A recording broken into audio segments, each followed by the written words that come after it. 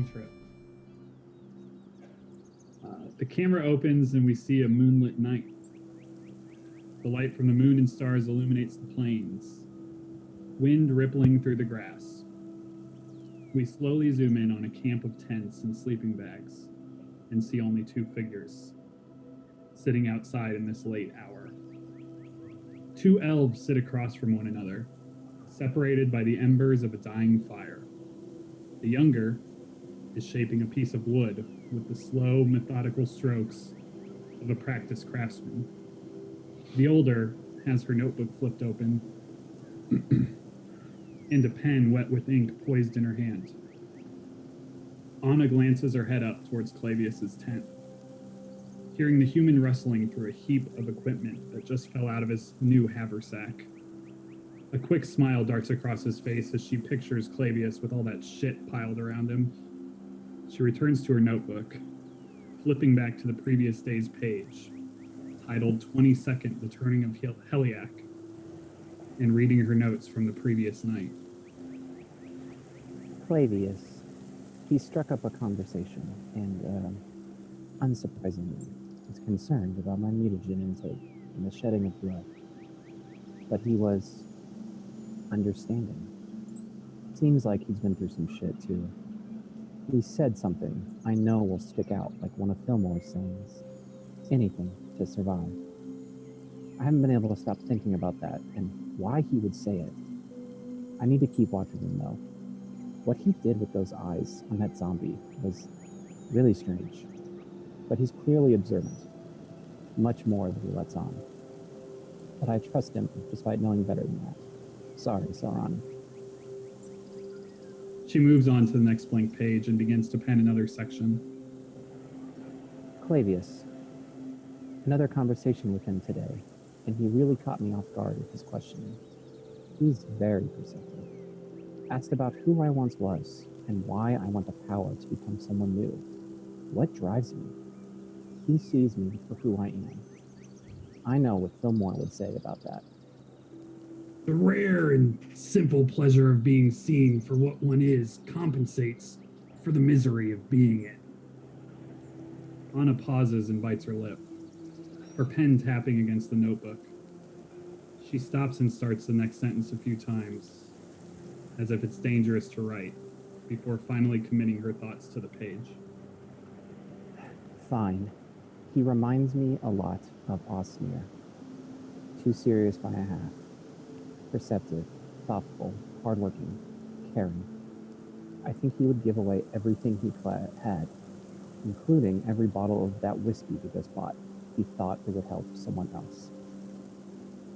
Anna glances back towards Clavius's tent, the rummaging having died down. She smiles to herself and resumes writing. And as we slowly crop out, we can make out a few more deftly penned sentences. You need to watch yourself around him, Anna. He's not Osmir. I don't know him, and it's going to take a lot longer for him to let me in. He held onto a book today, but didn't let me see it.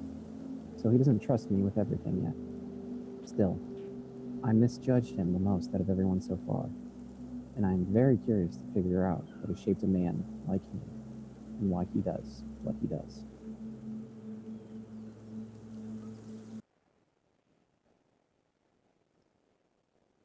Camera pans up to find the night sky once again. A large, dark cloud creeping across the inky void and obscuring the full light-giving moon. Before the soft, pillowy cloud shifts to resemble the hard, craggy ceiling of a large cavern. Our view panning down now, following a massive stone pillar, descending into the familiar city beneath the mountain. Duskfall Hollow. Standing near the bridge of Botilla, spanning the mineworks, is a dark figure with platinum white blonde hair falling from beneath a black tricorn hat. Two are simply talking. No need to listen in. I only need to watch, especially after what happened earlier tonight. I shift my vision around, looking for anything of suspicion. I only steered my eyes for a moment. All in the blink of an eye, My vision snaps back to the two, only to see Clavius step off the bridge. My mind begins racing, and a numb feeling creeps across my skin. What did I miss? Why? Why? Why? My body reacts before I can even process what has just occurred. Instinctively, I sprint as hard as I can up to Anna as she looks over the edge. I look down as well, only to catch a glimpse of Clavius fade into the darkness below. I turn frantically to her. Anna, what happened? What did he say? She is unresponsive, staring blankly with a curious pair of owl-like eyes. My eye then catches a soul feather to the side of Anna's heel. She cast something just now. I have no idea, no way of knowing what, and I quickly push aside my curiosity to focus on the matter at hand. If Clavius did not survive the fall, there's only so much time. No way to get down in time properly. Am I really considering this? Will it work? It has to. I pause for a brief second. I do not know what is going on or why, but I can act. I must act. I turn to Anna once more and place a hand on her shoulder in a feeble attempt to reach her. Sorry, but there is no other way. You can hear me, and trust me. I know what I'm doing. I will fix this. There's simply no time to dawdle. I quickly produce 2 copper coins from my pouch and hold them tight in my right hand. I take a quick breath and commit to my next move, vaulting over the ledge after the bastard. Clavius, I will not let you die. Not like this. As the air begins to rush, all around me my heart beats fast, anticipating the end of the fall. I close my eyes and utter the prayer spoken in the tongue of the Celestials. Helwyn, by the grace of your noble sacrifice, ward me from death. And for the briefest of moments, a great flash of blue-white light beacons out from the cleric, illuminating the rough-hewn walls of the mineworks, only to rapidly fade as she free falls into the darkness below. I see Clavius close his eyes, a warm smirk creep across his face. He looks so peaceful, at ease, a content child in a deep slumber, which is odd, considering he's in a standing upright position, the picture of a paladin of sin as he hurtles toward the bottom of the mineworks. Well, hurtles is an exaggeration. I dramatically slowed his fall, so he should easily survive the impact. Does he not realize that he's moving slower? Well, he's probably never jumped off a bridge before, so maybe judging time at that moment is difficult. I watched through the eyes of Lunes, my fail familiar. I didn't think I would need to use his wargame skills so suddenly, but when Clavius stepped off, I reacted instantly, casting Featherfall on summoning Lunes to follow him down. The owl is able to keep pace with Clavius for the moment, so I study him intensely through his eyes, trying to commit these moments to memory. I wish I could make Luna scream, "What the fuck? That's how you're going to leave me?" in his face, but I will wait to do that until he survives. But a moment later, I see Clavius's posture shift. His head drops, his shoulders start to slouch, his knees release their tension. His body falls forward 90 degrees. When he finally hits the ground, he impacts face first. His arms do not reach out to brace himself, and I watch him lie there, limply, unmoving. Shit. Did he drug himself or something? What was in that wine bottle he was drinking? I stand there for a moment, staring at his body through the circling eyes of Lunes, and all of a sudden I hear a whooshing sound of air and look up. I see Isabel rapidly falling towards the ground, determined look on her face. Isabel? Well, she must have followed me when I left the Black Barrel. It's been a stressful day, so I can't say I blame her. She has her hand clutched under her scarf, probably holding her holy symbol. I guess she's gonna try to heal herself at the point of impact. That's certainly a plan, but I can help you out here. I grab another feather from my component pouch and reach out my hand, and at the same time, Lunes reaches out his claw. Isabel's fall slows, and recognizing the magic, she lands deftly on her feet. A perfectly executed maneuver. She doesn't take a second to look at Lunes or say anything to me, but immediately goes and checks Clavius' vitals. Well, Isabel being down there is the best thing I can hope for, so I return my vision, hearing to my own body, and let Lunes keep an eye on them. Please, Sin, please, Sin, please, Sin, I mutter to myself, hoping that Sin's not actually dead, but he's just been in hiding these past few years. I scan the area where Clavius was just standing and see his wine bottle. I open up the bottle and take a whiff. It smells like, well, wine, I think. I don't know for sure. The wine and poison expert's down there. I stuff the wine away and look towards the ground and see a letter in an envelope. I glance at the letter and start to read. The ultimate gift, peace. Nope, fuck you, Clavius. You can have peace when I say you can have it. We can talk about this later.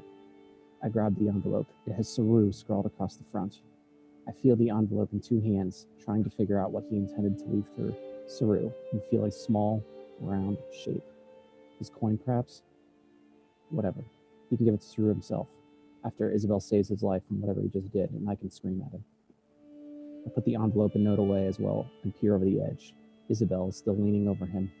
She flips him upright somehow, but I can't quite tell what she's doing besides that. Only one way to find out. Last time anyone could fall off a bridge today, I muttered to myself as I grab the last feather from my component pouch and take a step toward the ledge.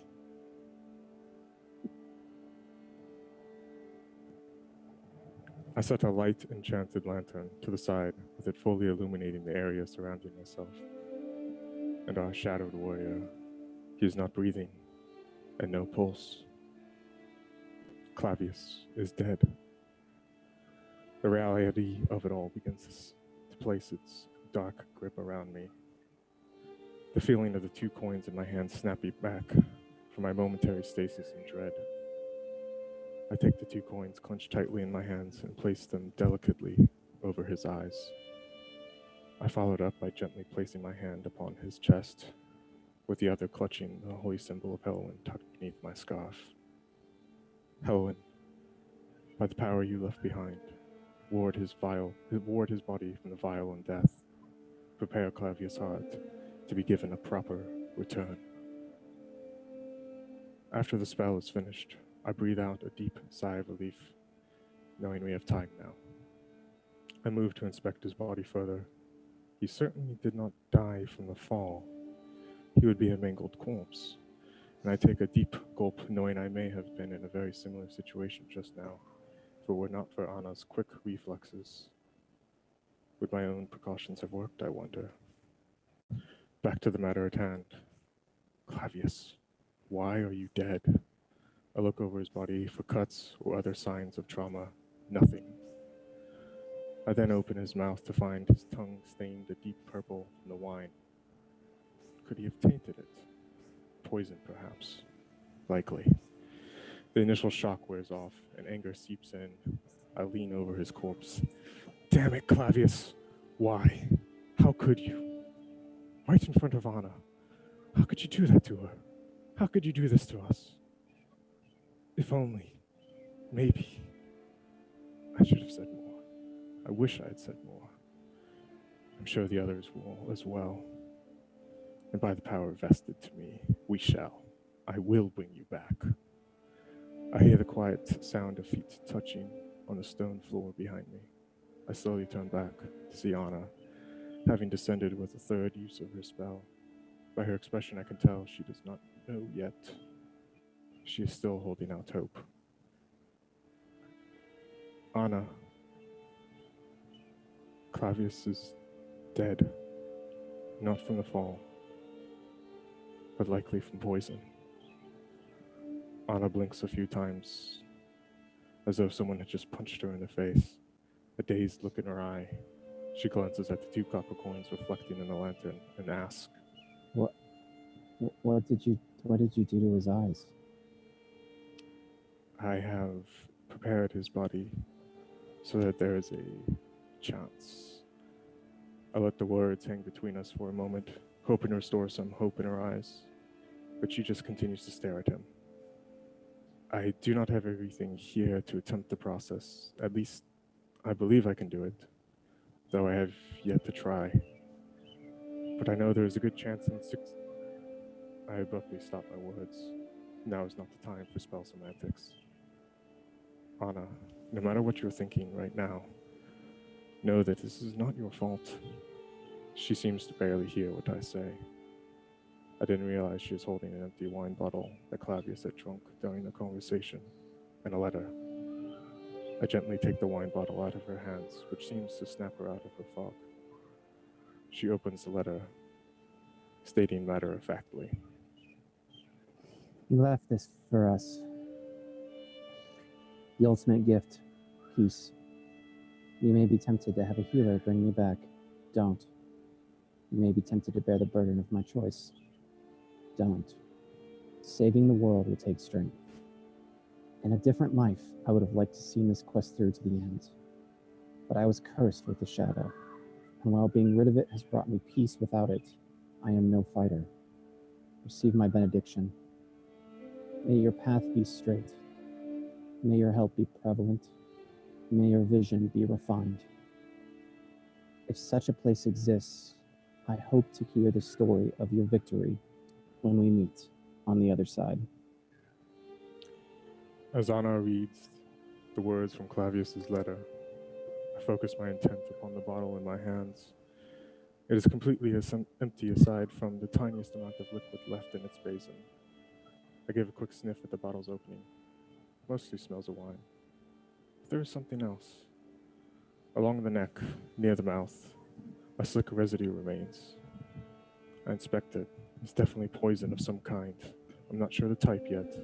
That will come later. For it to kill him during the fall, it must have been quite strong.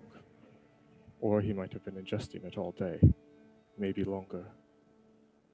Where did he get the poison from? One thing is clear. He planned this out before their conversation. Insurance, just in case Anna could save him from the fall, which it turns out she can. A lesson from Sir Garen's fall, perhaps. However, it seems he sealed his death with this. Clever. Well, we are not about to give up on you, Clavius. I turn to Anna so we can talk about our next move. Only to witness her entire world seemingly crumble down around her. Fuck you, Clavius. That's what you're gonna leave me with? Fuck you!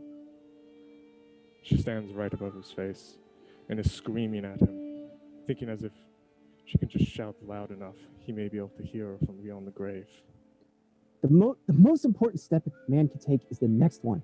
So you're supposed to keep moving forward, not give up. Gods of dawn and dusk. What is the point of saving the world if you aren't there with us? She grabs her holy symbol, the one of sin, given to her by Sarah, and tears it off her neck, spiking it into the ground next to Clavius and continuing. Sin, damn you. Sin, damn you, Clavius. She drops to her knees next to him and buries her head in his chest, weeping with such force that her whole body shakes.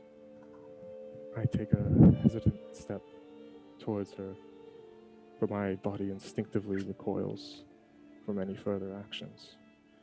I try to force my hand to reach her shoulder, but draw it back. Damn it. What can I do?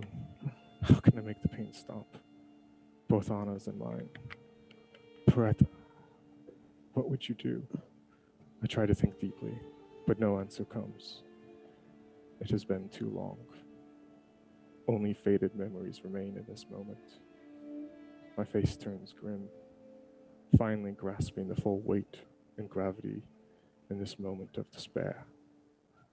Then, the anger builds. I march up to Clavius' still body, crouch next to him, and grab him by his collar firmly, but carefully enough not to disturb the copper coins. I could feel my eyes soak in the air as they flare open in seething wrath. Damn it all. Do you have any idea how many times I have healed you, treated your wounds, and brought you back from near death? You offering yourself just like that is spitting on my work, what I risk my life to do every day. You disregard it with your selfish wants. No, you cannot die. I will not let you. You shall not just abandon us, not after all that has happened. Remember, anything to survive. Struggle and rage to the bitter end. Give it everything you have until your body breaks from the weight of all. Work until the skin on your fingers is worn to the bone. Scream and fight until your death rattle leaves you, you coward. We must toil and bleed until the grave comes to us. Tears fall from my face, and I try my best to hold them back. and let the anger breathe. I wipe them away, and in the same motion push myself upright. I stride a few dozen feet away from Clavius and Anna in a meager attempt to hide my own anger, sadness, and frustration. Breathe, Anna. Inhale, exhale. Inhale, exhale. Get a grip. I hear Fillmore's voice rattle in my mind. Sorrow looks back. Worry looks around. Strength looks forward. Thanks, Fillmore. I know I'm going to need your wisdom to get myself through this. I lift my head, wipe the tears from my face, and look at Isabel, who is a few paces away from us. Her eyes are puffed at red, and she glares at Clavius with a fury I've never seen from her before. She gave me half that look after Sir Garin died. But if the look she gave me was a firebolt, the current glare she's giving Clavius is a firestorm. God save me if Isabel ever looks at me like that. My voice cracks and is a little shaky at first. I think we need to tell the others, Isabel. But I don't want both of us to leave his body, just in case someone else were to come by. She is unfazed by the words, as if she did not hear them at all. Her wrathful glare still aimed at Clavius's unmoving body. She lets a long breath out, her body relaxes, and the anger on her face fades to a strange look of serenity as her eyes lock to my own. Isabel then strides over and unexpectedly wraps her arms around me very tightly. I may be in more shock now than when Clavius stepped off the bridge, but I needed this desperately and embrace her back. Her voice turns gentle as she speaks to me. It was you, was it not? The one who caught me. Thank you, Anna. You saved me from a lot of pain. I will fix this. I will drag that bastard back from the very clutches of death itself. I do not care if he hates me or not for it, or what he did, what he has done to you. It is utterly inexcusable. He will answer for it. Not from the lips of his dead corpse, but from his own living, breathing flesh. He will beg and plead with you for forgiveness when this day is done. This, I promise you. Isabel lets go of me and looks for a response, but I can offer nothing but a choked, Thank you. Thank you, Isabel. She nods, the tender look in her eyes fading into hardness once more. I will find the others, and I will bring back what is necessary. She heads towards the staircase cut into the cave wall so she can begin the long ascent back to the Hollow's main level. Bring Clavius back from the dead? I know Isabel's powers are increasing by the day, but this would be something else. She seems fully confident that she can do it, so I do not doubt that she can. But should we? I look back towards Clavius. Even with the coins covering his eyes, he seems more at rest now than he ever has for the brief time I've known him for. Almost a thin, small smile rests upon his face. If the shadow was a personification of his demons and past sins, he clearly put them to rest the other day. But there were other ways to handle this leaving. He could have just stayed with Chaudhry and run the Black Barrel Tavern. None of us would have judged him for it. But maybe he couldn't have lived with himself if he made that choice. Fillmore's voice rattles on my mind once more. Impossible to keep him out. Consequences will find you. Whatever Clavius did to manifest his shadow was likely terrible. Maybe he just couldn't outrun that anymore. I pick up the holy symbol and focus on it. Sin, what should I do? Who's around to make these decisions now that the gods are gone? I'm still a novice when it comes to actually having belief in anything, well, other than myself. But I do know you don't quit when the going gets tough, so I put the holy symbol back around my neck. What is Sin's justice right now? Letting him rest, or bringing him back and trying to show him there's another way? Do we honor his last wish, or do we try to fix what he has broken? Before we can see properly, We must first shed our tears to clear the way. Damn you, Fillmore. But I let myself heed his wisdom. I practically collapsed from the exhaustion, bury my head in my knees, and begin to weep once more. The scene slowly fades to black.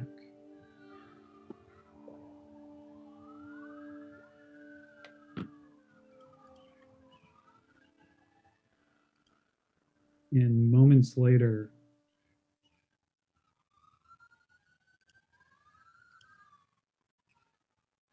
our vision opens excuse me, in a warmly lit wooden room.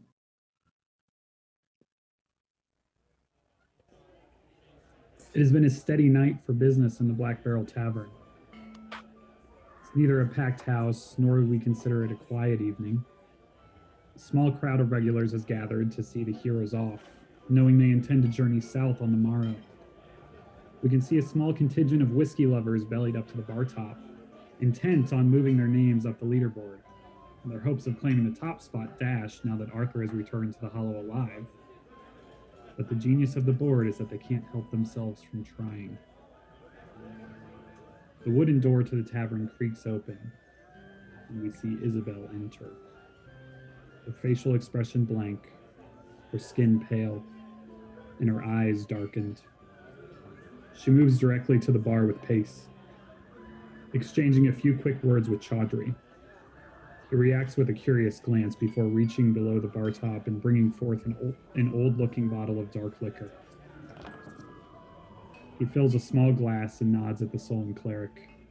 She slams the amber liquid, barely acknowledging the barkeep before turning on her heel and scanning the room for her companions, spread out throughout the space. We watch on as one by one she approaches them. We can't hear what she says, but each party member reacts similarly.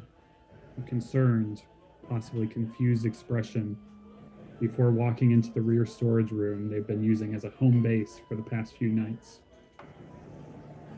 As each walks in and takes a seat on their cot, we note Anna and Clavius's absence. Anna's bed is neatly made, most of her things organized at its foot, and her usuals off with her. But Clavius's bed is different. Amongst the piled blankets and sheets, we see his haversack, his Frostbrand warhammer, the shield of vile rebuke, and a silver necklace of a skeletal hand. As the party takes their seats around the room, we watch from outside as Isabel approaches the storage room door. She takes a deep breath, slowly exhales, and enters, delicately closing the wooden door behind her. The shot hangs on the closed door to the storage room for a long time. The sounds of the patrons of the Black Barrel chatting, clinking glasses and plates on wooden tables and bar tops slowly fading to that of a still quiet. And eventually fades to black.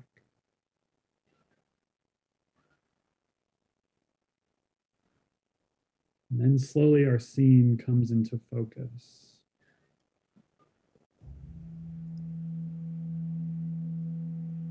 Fading up from the darkness at the bottom of the mineworks, far beneath the bridge dedicated to Botilla, the Lady of Fortune. The entirety of the party just finishing their long descent down the rocky staircase carved into the rough-hewn walls of the mineworks. A long descent to be alone with your thoughts, to think about all Isabel just told you has occurred, to try and make sense of things, to try and understand. As you reach the bottom, you all see the body of Clavius Hart, lying prone, arms at his side, the magical light of Isabel's lantern illuminating him. Copper coins delicately placed upon his eyes gleaming in the white-blue light. And you see Anna sitting nearby, her back against the rocky wall.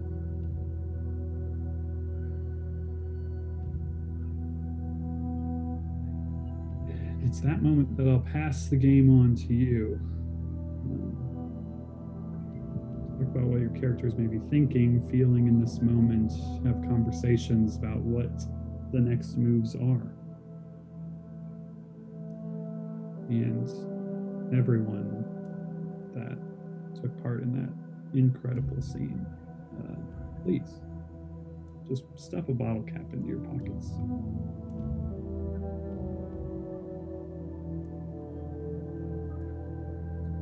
But for now, the game is yours, my friends.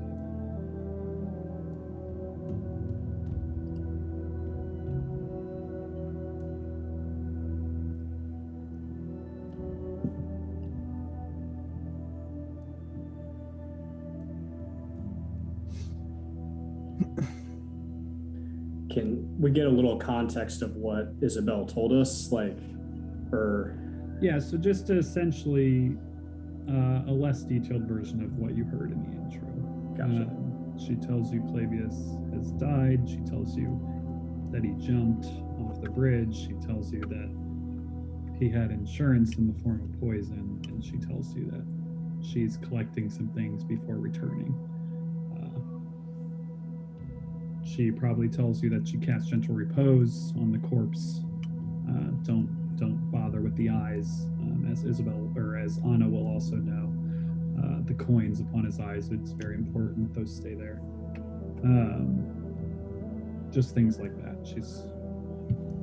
She's told you basically the short of it, that the audience got to see the whole thing, but you guys basically have a quick version of that. So you're pretty much aware of all that's going on. Anna will stand up and will she's like done crying, but her eyes are like puffed. She will nod and she will sort of grab the note and will his last words, and will sort of hand it to whoever comes up near her and let whoever wants to read it. She'll find Saru. He left this for you. And she'll hand Saru the note, or the envelope that has Saru's name on it. So, and on like what Anna's feeling, Anna's in a shock, probably mostly, and just upset.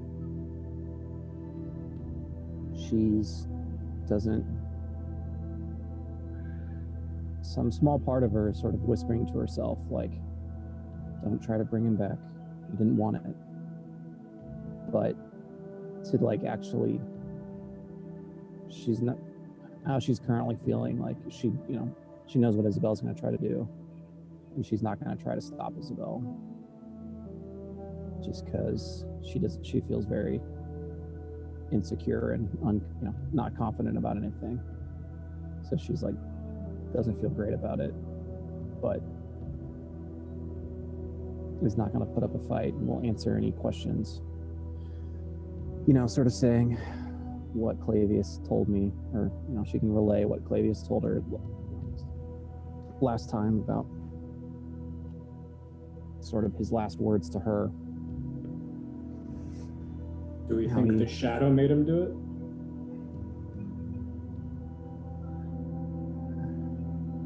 I don't think so. The shadow could have made him step, but the shadow wouldn't have made him poison himself. He seems to indicate that he left it behind at when we stopped the other day and he went off to the side. I never saw the shadow after that. He seemed to indicate that it was gone.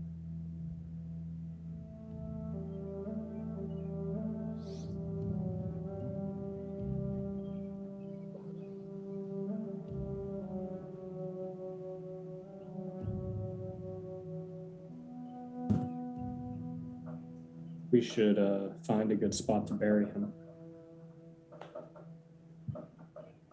I assume Isabel isn't back yet, right? She's collecting. Yeah, Isabel is still up top collecting the components that she needs. I think Isabel is going to try something. And even if we don't know if it's a good idea, we should at least hear her out.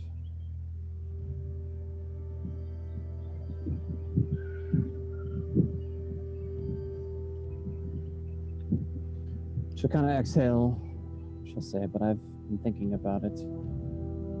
If it doesn't work or we don't want it to work, I think we should just take him back.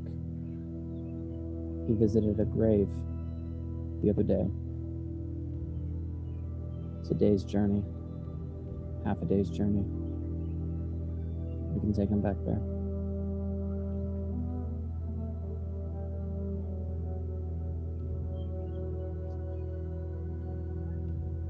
Seems like he made his wishes very clear, however cowardly they were.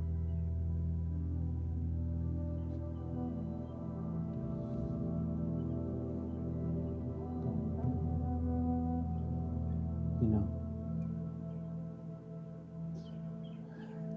I agree, but she kind of stares at Clavius. He also told me, never too late to become someone new, someone better.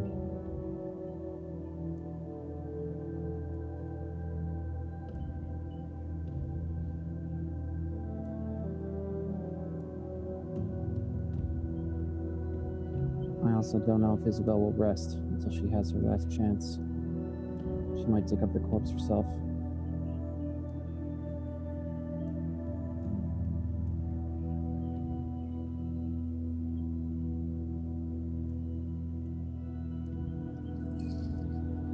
Anna kind of like looks around and is like, she kind of glances at Saru to see, in particular, because she didn't open the envelope, to see if Saru's done anything with it.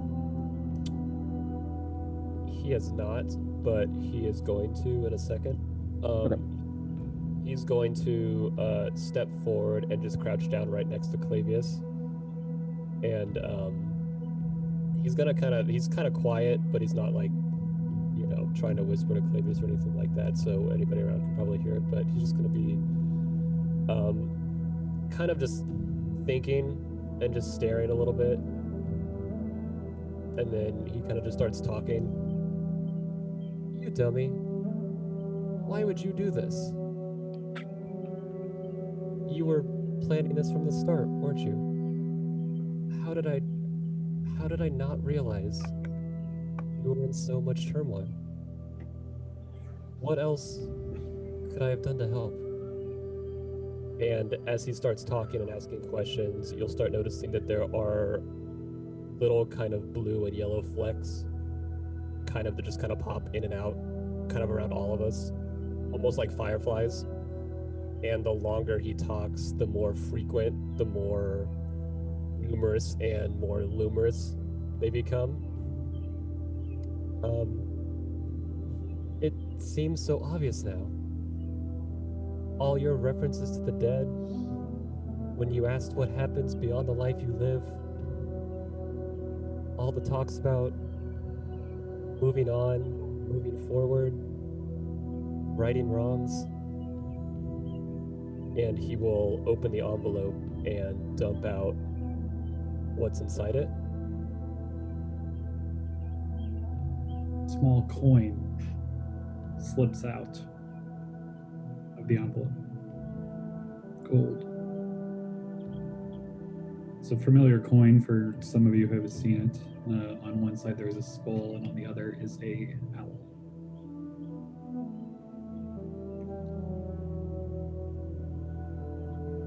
There is also a letter inside.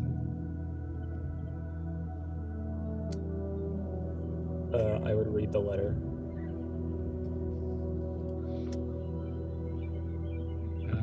Saru, there is a handout in your folder.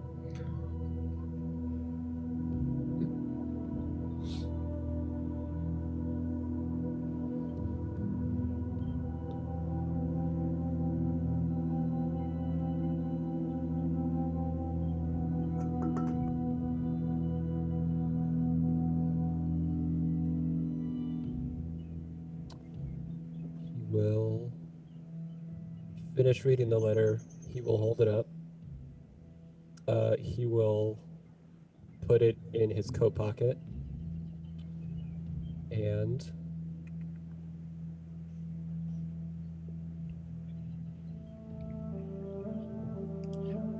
he'll stand up. He will look kind of towards the group. And he will say, whenever there's a meeting, a parting usually follows. But whether that parting is forever or merely just a short time, that's up to everybody. No one needs to speak for Clavius right now. But when he's gone, the rest of us and the rest of the world will speak for him. And he will walk and start climbing up the cliff of the wall. I lied. He'll walk over to Isabel, who's down there, or no? Okay, then he will climb the wall. She's probably on her way down the mine works at this point. If she is, he would stop to tell her something. And if she's Yes. not, okay. So you'll be able to meet her like halfway up. Okay. He would catch her as she's climbing down. And he'll look at her and he'll say, I know how important it is to you to save people, to heal people. I don't know how hard it is for you to go against that. But wanting something doesn't always give us the right to have it. I think maybe we heed his words this time and do what he asks. And then he'll continue climbing. Isabel doesn't say anything, just glares at him during his talking. And after he leaves, she continues down.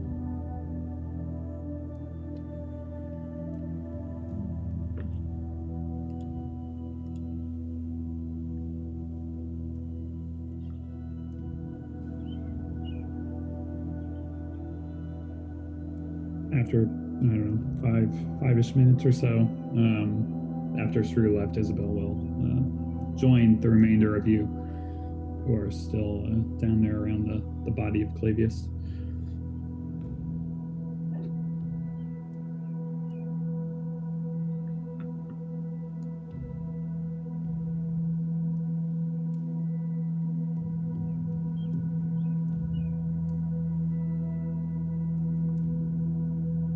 What is my perception is Isabel just like ignores everybody and just immediately does whatever she's gonna do. Her eyes are deadlocked on Claudius as she returns.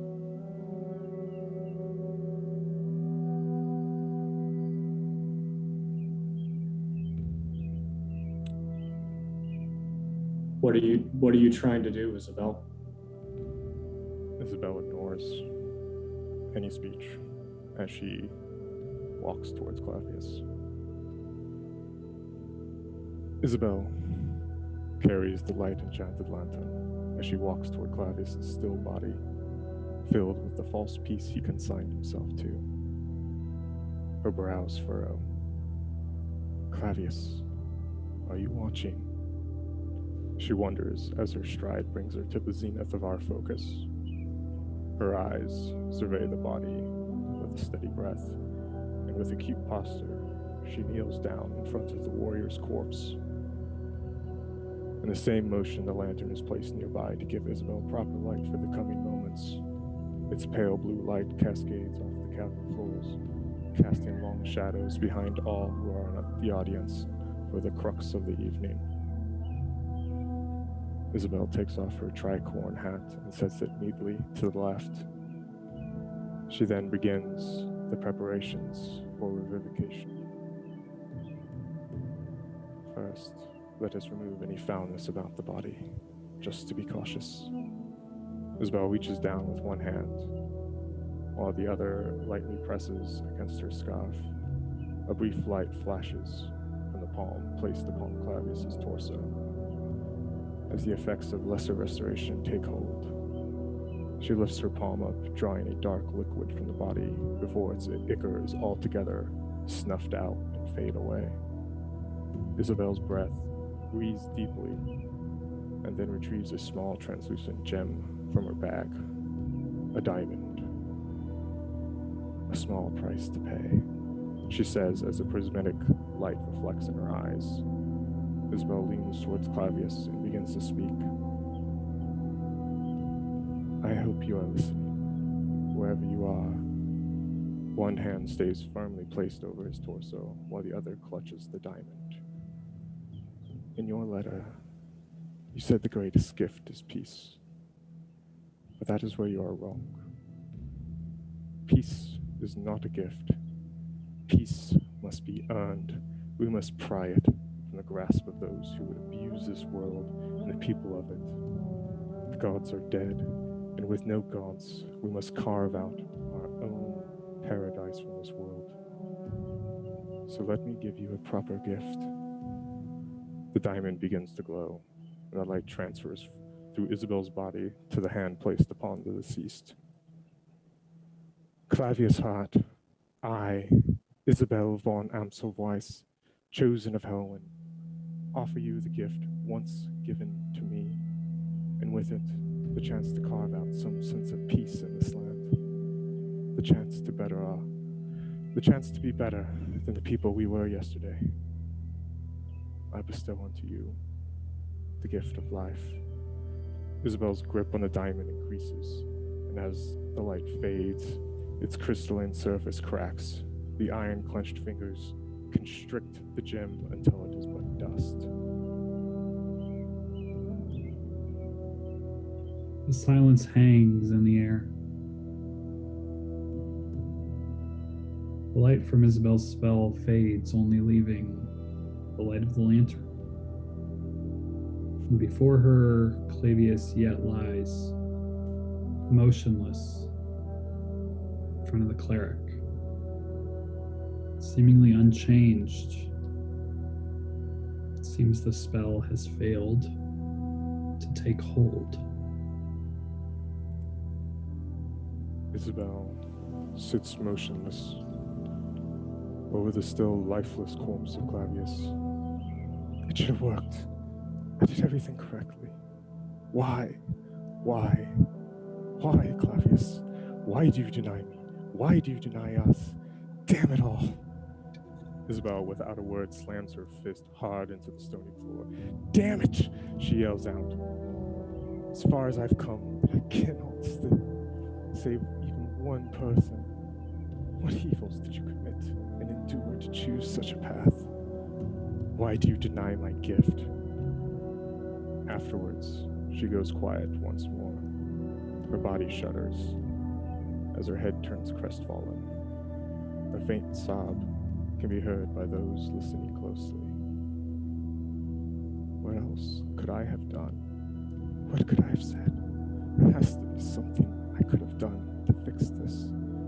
Isabel's mind races, searching every corner of itself, looking for any slight hope, any possible solution. But what was missing? She thinks back to her conversation with Anna. Her eyes focus inward and reveal a frayed thread of a thought. All magic requires a sacrifice. A better sacrifice than a glowing rock. Something more to open his eyes to the error of his grave deed. But what sacrifice? If only I had more power. The moment of silence hangs in the air. Seconds pass, and Isabel does not move from Clavius's corpse, but her expression is changed from anger and frustration to a different one altogether. One that is hard to pinpoint at first. Her eyes are widened, staring deeply into nothing before her, only at her own thoughts. Then her mouth goes agape, draped in a vague joy, the look of revelation, one just for her. And she quietly says aloud, "The lifeblood." As the last syllable of the word is said, her awareness snaps back to the moment at hand. Determination dominates her face once more with renewed resolve, her face now firmly upon Clavius. She leans over him, speaking closely, so that even the dead may hear. For people like us, those that walk the path of pain, and those that have committed grave sins, there is no easy way out. We do not deserve such a luxury. We must struggle till the end. Remember, anything to survive. I will drag you back from death itself if I have to. I do not care. If you want to stay dead, if you want to hate me for it, despise me for defiling your wish, then so be it. I do not care, so hate away. One of Isabel's hands moves towards her belt, reaching for something. And with a muted ferocity, she whispers into his ear, "Once more with feeling." Isabel quickly draws the dagger. In a flash, it is gripped firmly in both her hands. Her steely, pale blue eyes fail to flinch as the glinting blade of the dagger is thrust deeply into her own gut, so far that the tip of the blade punctures the cloth on her backside. Her jaw clenches, and just as quickly the dagger is removed, a stream of blood comes spilling forth, pouring onto Clavius, pooling around them on the rough-hewn altar. "Clavius Hart!" The warrior's name echoes into the shadows above as Isabel tosses the dagger to the side and places both her hands onto the bloody torso.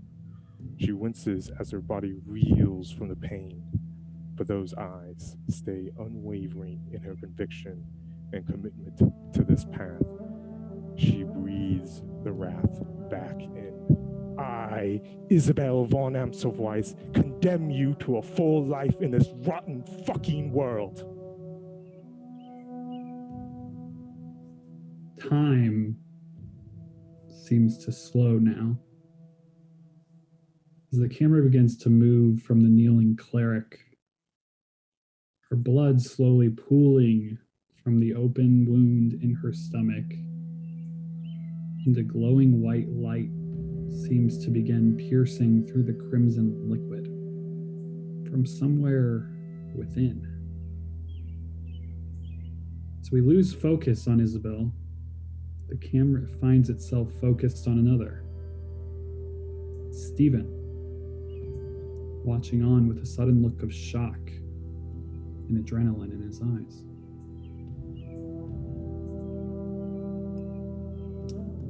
And in that moment, it clicked. Stephen hadn't been able to follow much of what Isabel was saying after the first attempt failed. It seemed done. He'd expect the blood magic from Anna, not Isabel. He knew that she'd been dabbling a bit, but it was all way over his head. Plus, it was just weird and unnatural. He didn't realize this was one of those rituals. None of that mattered now, though. He finally comprehended the implications as Isabel plunged the knife into her stomach. Stephen reaches out with his mind. Isabel had saved his life multiple times, and he'd grown to care for her deeply, and he still didn't fully understand her connection to the unseen. He couldn't lose that knowledge now. Having months to practice, we see as Stephen immediately grasps a hold of the ethereal thread connecting Isabel to time and space itself. He reaches back to yank on the thread as hard as he can, attempting to force the last few seconds to repeat, to magically shift time around her, hoping that it might give someone the time to pry the dagger free from her hands before she can attempt it. But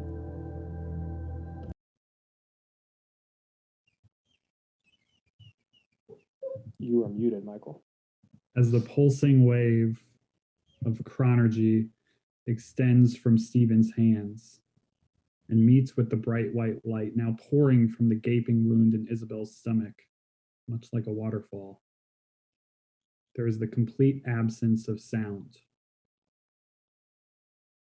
Time seems to stand completely still as our vision slowly circles around the scene. And suddenly, the camera rushes 360 degrees in the reverse direction, and a loud rushing sound of air fills the silence. Finally, we are met with a blinding white light that fills the entirety of our vision. And then silence. Silence hangs for minutes, hours, days. Still only seconds. And that is where we'll take our 8:07 break.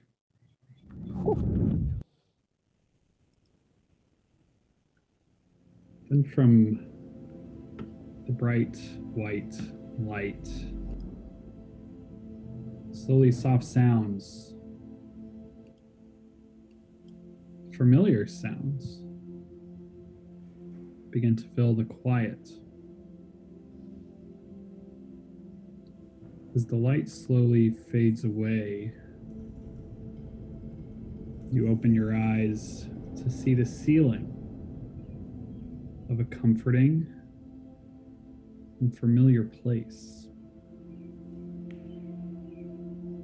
You find yourself laying on your back on the floor of a room where you've always felt welcome, where you've always felt safe, where you've always felt at home. A room from your past and yours alone, one that you haven't been inside in a long time. Xerxes, what does this room look like?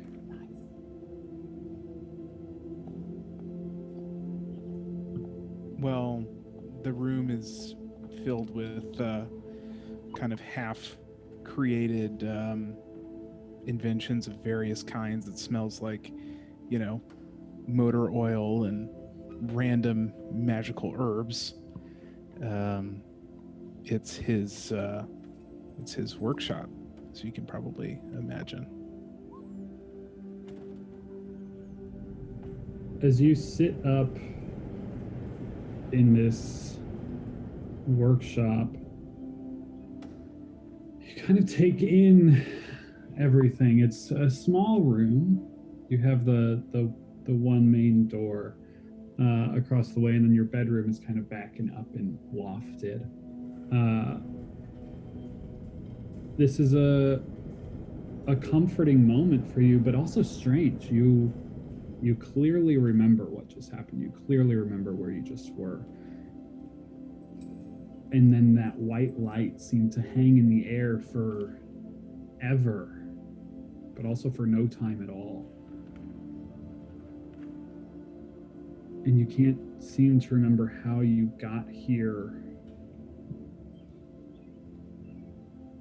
What do you do as you find yourself in this place?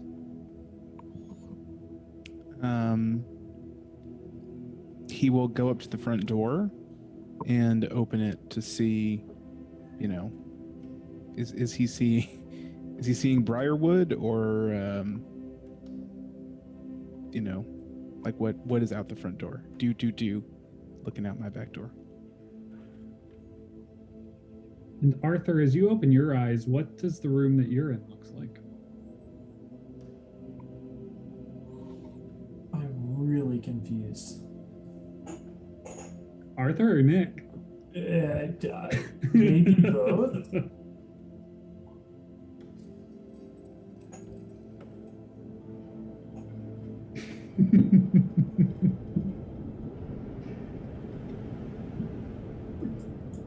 On to your game, Michael. Don't worry. I'm here. I'm always here. Arthur, the room you're in feels safe, comforting, like one you know, like the back of your hand. Oh, sure. Okay.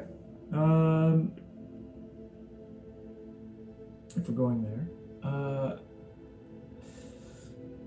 The room he wakes up in is a small, quaint room with 2 double stacker bunk beds in it. Low light comes in from a high window out of which you can kind of see a street beyond. There's lots of shouting and laughter you can hear beyond the window. He's the only one in this room, but as he crawls out of the bottom bunk, he moves across the floor and knocks over all of these small toy figurines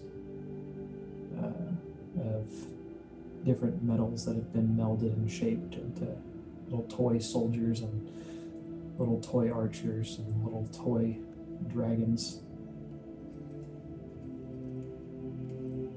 As he kind of breathes in, he can smell fresh loaves of bread from the bakery across the way. And everything seems right. It's the same as I mentioned before. You remember everything that just happened, clearly. But that white light that kind of overtook you, and then you woke up here. Something about that doesn't make sense, doesn't seem right.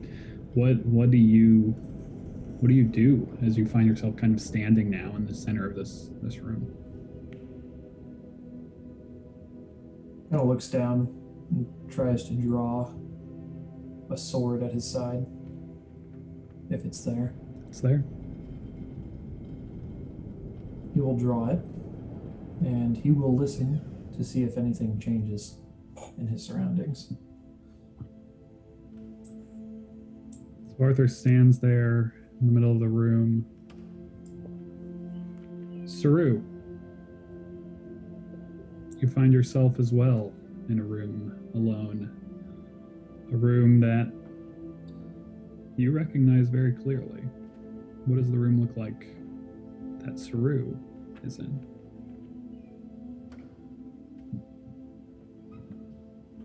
It is very much like the inside of a tiki hut. Lots of log at the frame, maybe some kind of mesa clay forming some walls, leaving spaces for windows and doors that are completely open. Straw, hay, leaves, twigs, making a roof. He would sit up on the bed, put his hand in his pocket, reaching for the coin It's there.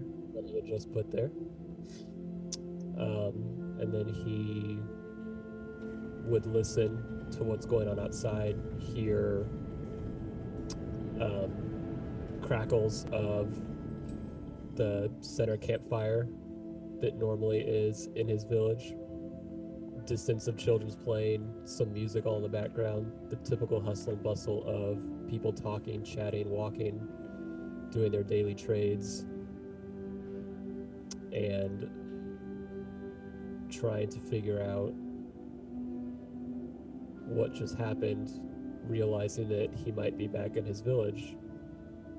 He would walk over to the doorway, peek his head out, look around, see if he recognizes anybody familiar, and then knowing that there are more like him, if there are, he would start to set out trying to find a couple of his old friends.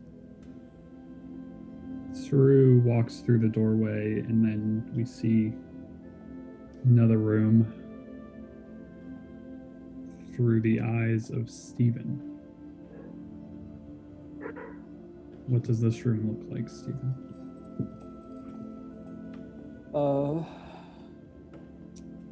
It is a darkish room. A lot of dark stone and a fire going in a blazing hearth. There is a window that looks out onto a courtyard where you can hear what sounds like children playing and just other noise, maybe some swords in the background. A lot of like deep reds in the room as far as like carpet, and a chair set next to a table right by the window. Then as Stephen comes to, kind of laying in the center of this room, sitting up, looking around, finding himself here. Not sure of how he's come to be here. What does he do?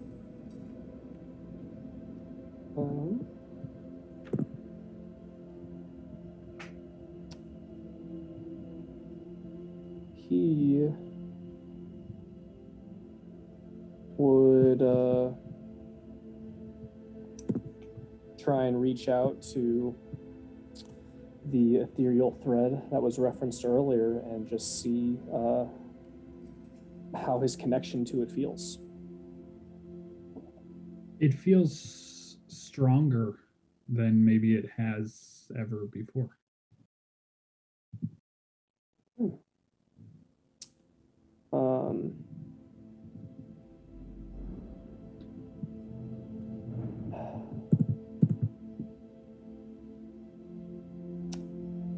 Really wishing I had a different spell prepared.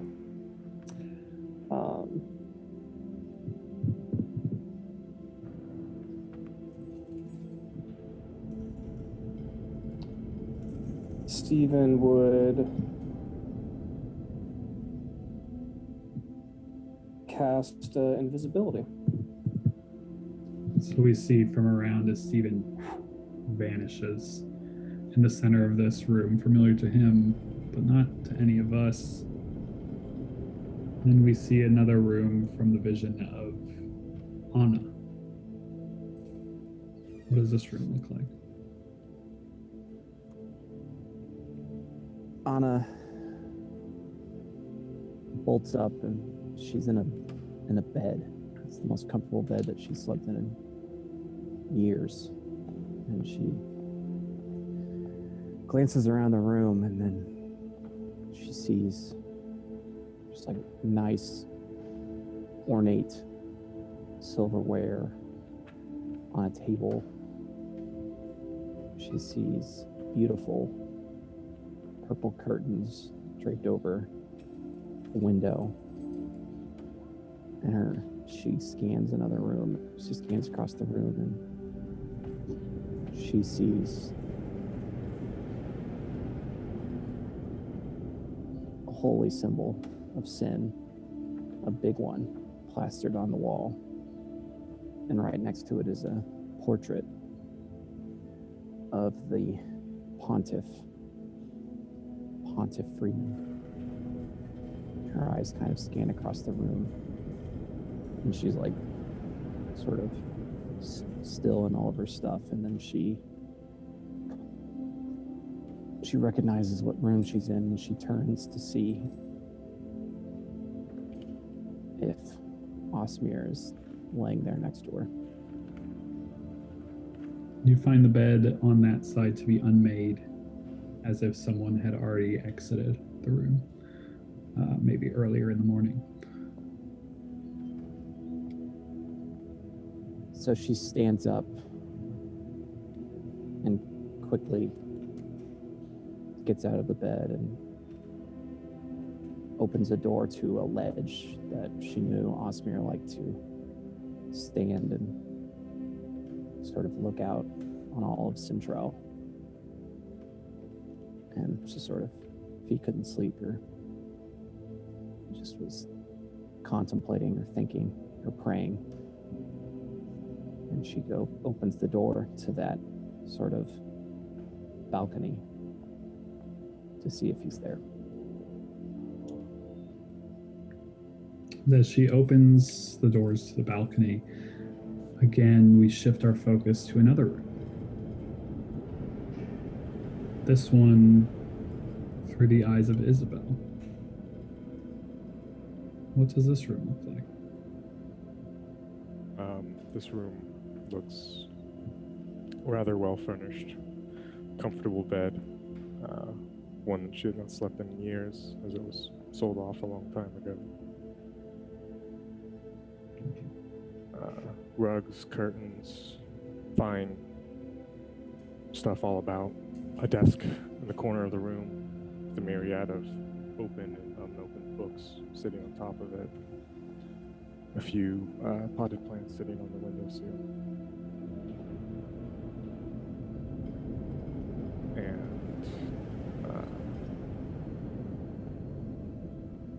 few other things. A sigil of the symbol of Hoenn necklace kind of sits on the edge of the desk, and Isabel goes to pick it up. And like everyone else, she remember what just happened. Yeah, She'll very clearly. she'll feel for the place where she had just stabbed herself. As you look down, start feeling at your stomach, and then finally getting the courage to look down, you don't see any sign of trauma. There's no blood. There's no gouge marks in your clothes, no stains. Everything seems in order, as you might generally expect them to be. I think after that, she would go to the window and look out into the garden, see if anybody's there. So you look out into the garden. It's as you would expect it. Extremely nice. The trimmed bushes are like perfectly in order. The sky is a nice pale blue. The clouds just kind of like it's everything is kind of like ideal, perfect, but you don't see anyone out there.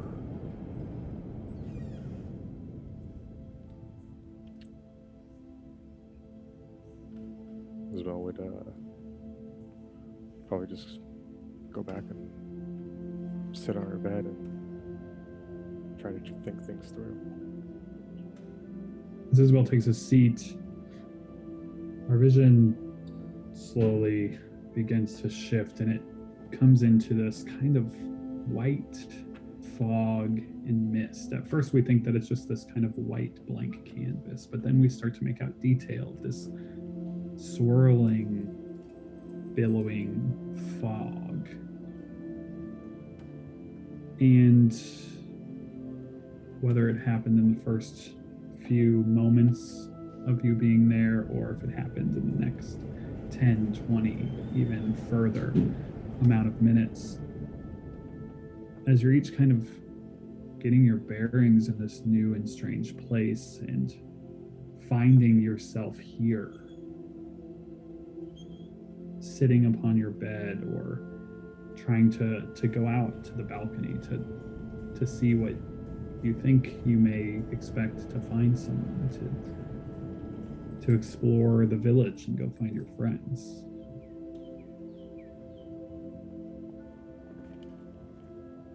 There's a moment that you open a door and pass through.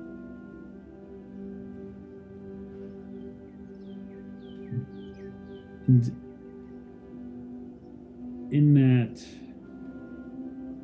moment, the door or the doorway gives way, and you find yourself in this massive expanse of gray and white, billowing fog with the soft sound of wind passing through. And somewhere in the distance, soft music. Then you start to see others. And you start to realize it's your companions, slowly appearing in the space nearby. Each of them seeming to walk through some unseen doorframe, to which you glance back over your shoulder to find that your sanctuary, too, is gone. Then you're now standing in this vast gray-white void, wispy clouds and fog seeming to obscure the distance of this expansive place. You look around and you all seem to be together now, gathered in this strange place. Then from somewhere behind you, you hear another sound. The sound of a creaking door begin to open. As you each turn, the scene shifts to darkness. Then our vision blinks to see yet another ceiling of yet another room. This one too is familiar and comforting. And as Clavius Hart opens his eyes in a room from his past, what does this room look like that he finds himself waking up in, Will?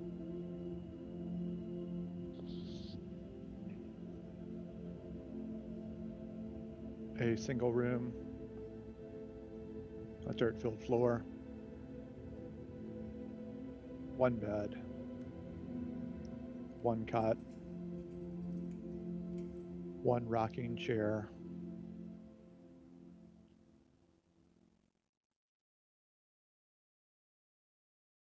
that's it.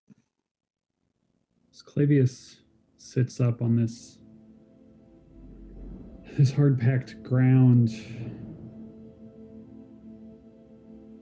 the last thing he remembers is taking a step and falling. What does Clavius think, feel, do in this moment?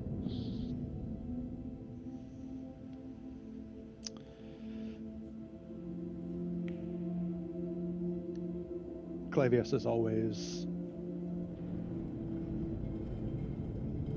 wondered what the afterlife might be like. Do you retain a sense of self?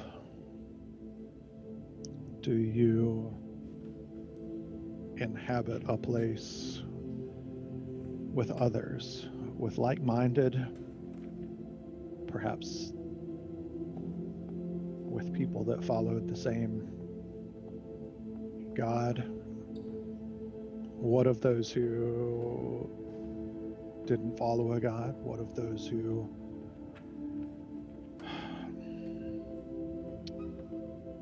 followed one incorrectly? What of those who pass, who in life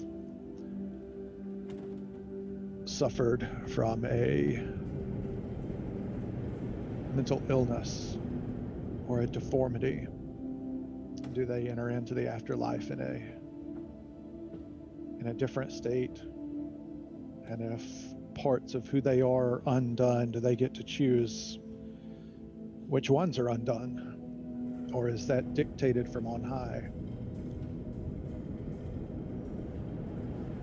This inevitably leads him to wonder if such things are dictated from on high, who does it now that the gods apparently left? Or are they here in the afterlife? What will befall someone like him who only recently found out a few things about one he could follow, but couldn't find what he would consider enough to know what a proper discipleship might be like, what a proper life well lived might be like? He's also more than concerned, knowing what has happened inside and around this room. His guilt, fear. When did he come into this room? Is he going to share this space with others who also shared this space during life?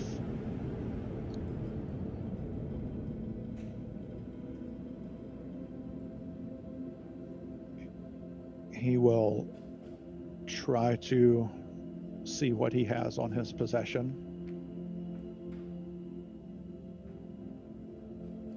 What is he looking for? He only jumped with one thing, and that was Saru Zakarena. He's going to look for that first around his neck. And then he will try to see if he is also, by some miracle, carrying some sort of weapon, no matter how big or small. You check for the ocarina, and it is there. And then you reach down to your side and find a warhammer, a flail, whatever it is you're looking for. Seems to be there. Knowing that he didn't have that, he's going to perhaps assume that he can manifest whatever he wants. And so he will reach in his pocket and attempt to pull out the symbol with the skeletal hand. It's there.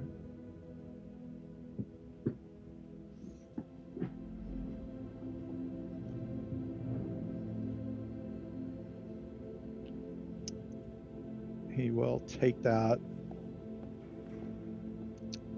wrap it around inside of his hand, and walk outside toward what he would assume is the gravesite, keeping his head on a swivel for others who might be there. And our vision shifts back to this wind-ridden, misty void, where we see our party turning to the sound of a creaking door. And we see Clavius Hart seeming to emerge from a fog-like shroud of this strange place. His arm extending as if he just turned a knob and pushed through a doorway that no longer exists, seeming to exit some invisible room, much like you and your companions all just experienced. Clavius, before you, you see people you just left. In this misty, void-ridden space, you turn over your shoulder to glance back, and the room you just exited is gone.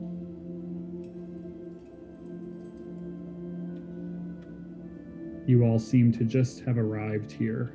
No matter how long it took you to exit those doors, you're all arriving here at the same time. What do you do?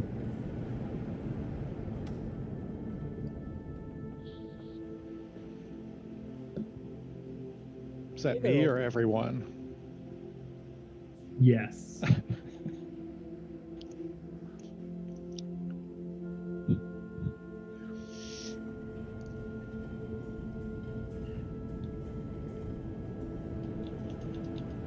All the above. How far away are we from each other? You're all within 30 feet. Is Steven visible? Yeah, Steven is visible.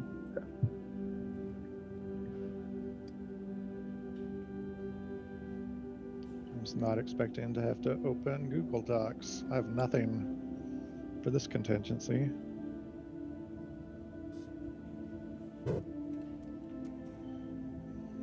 Yeah, Cyril will just smile at him and, hey there, old friend.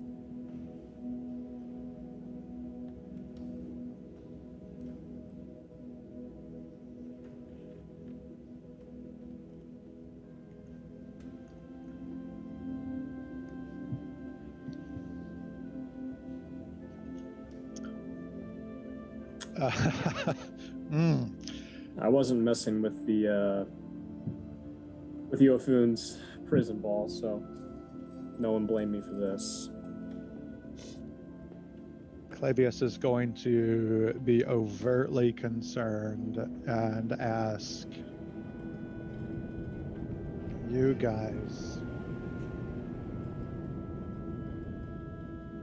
you didn't follow me to the afterlife, did you?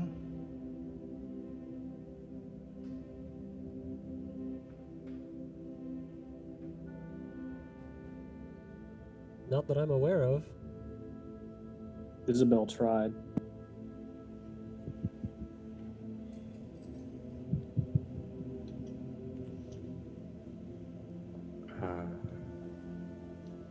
Yes, I may have gone to some extreme measures to bring you back.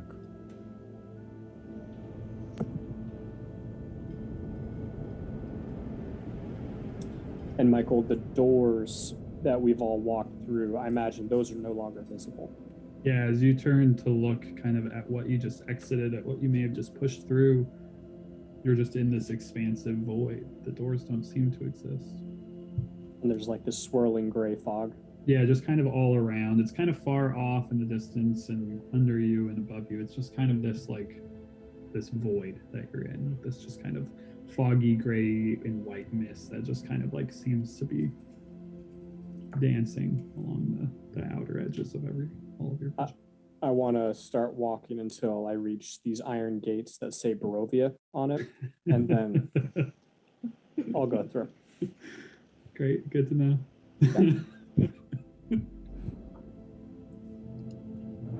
Can I walk up to Clavius? Yeah. Like, okay, it's not like we're just stuck in one spot. Nope. I'll walk up to him. I'll look at the turtle ocarina around his neck still. Just kind of smirk and go, you know, I gave that to you to keep you safe, and I'm not really sure if it did the trick or not. But it's good to see you again. And he will hand out the coin if he chooses to take it back. But expecting him to decline it like he did the goggles. This isn't real. You're not real. This is a punishment. This is my punishment. I'm set to be tormented. He'll reach out and try to touch Sharu in the shoulder.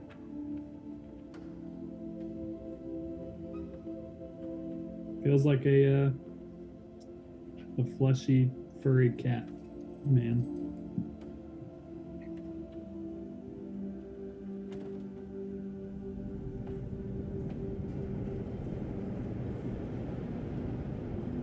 Xerxes will walk up to the 0.5 crew and he'll say, tormented? Clavius, your mind always goes to the worst place possible.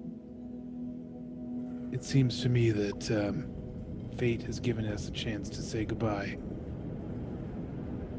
And I intend to do just that. You were a good man, Clavius. It was an honor spending these many days,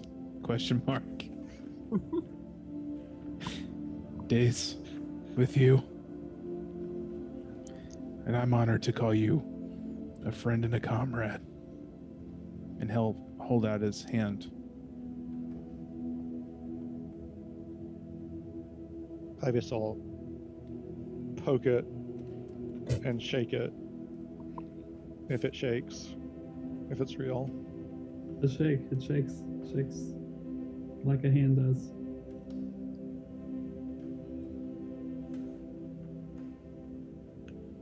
Does he disappear now that he said his piece? Firmly planted before you is Xerxes. The three of us all disappear to have a 0.75 session. How else would we start this chapter 2 if not for a 0.7? 1.5 session.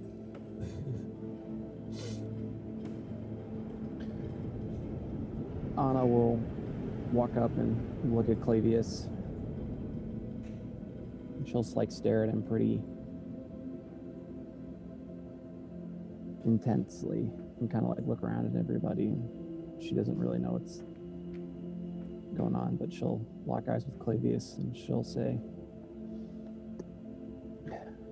a wise man once told me, Clavius, it's never too late to become someone new, someone better.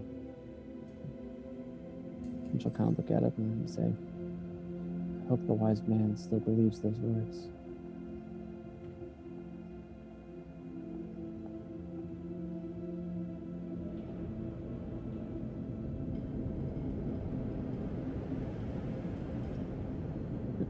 Clavius will grow a little bit solemn And his personality will change just a bit. And he will respond.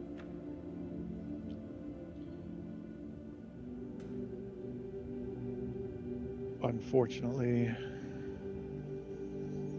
sometimes beliefs and feelings are inconsequential. When the foe is too strong, sometimes things need to be done to catalyze a reaction, to light a fuse, and to make things right. I do not fear death. I'd been dead for billions and billions of years before I was born and had not suffered the slightest inconvenience from it. There are things more important than the life of Clavius Hart to be attended to.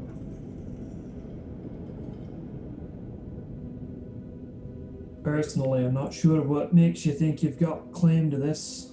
I think Isabel would stand to have the same right as you. We might be living in her dream after all.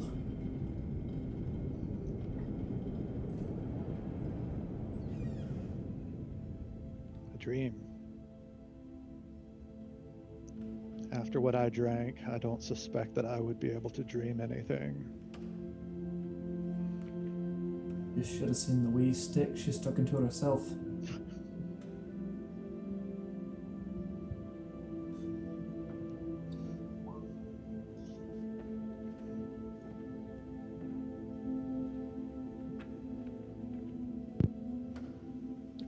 Stephen begins casting this as a ritual.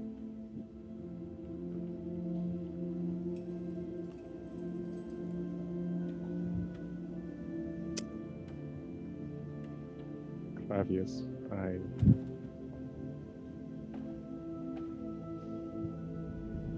don't think there's anything more for me to say here.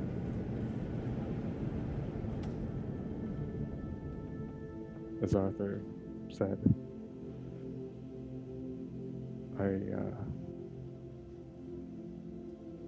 I was going to do anything to bring you back.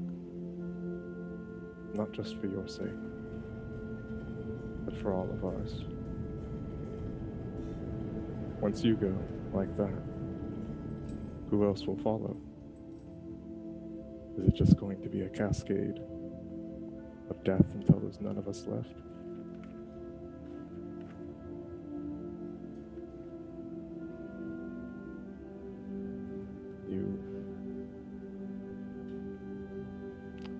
I should have talked to you more.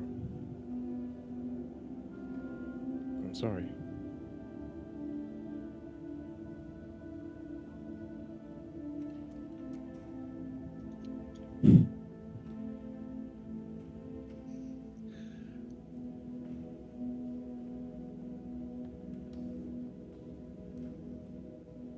I'm sorry too. Your power, your growth in power, all of your growth and powers are exceptionally important.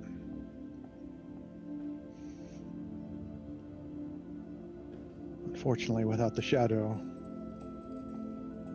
well, it's a situation I couldn't live with or without.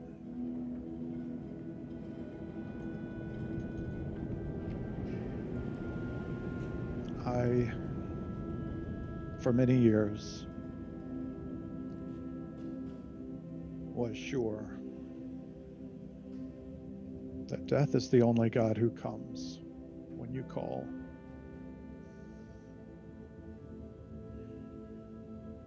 Now, seeing you all here, I'm not sure what I believe. I've heard it said that death ends a life, not a relationship.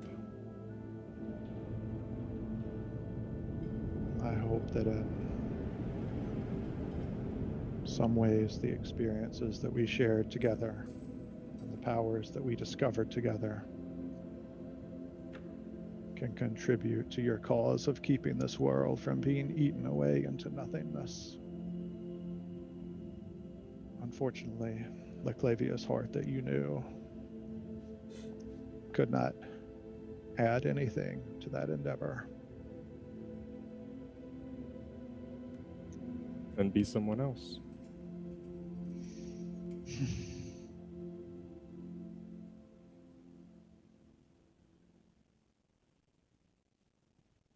A different Clavius. Mm. One without Right. the shadow. Perhaps in a different life. I don't think there's much I can do about that now.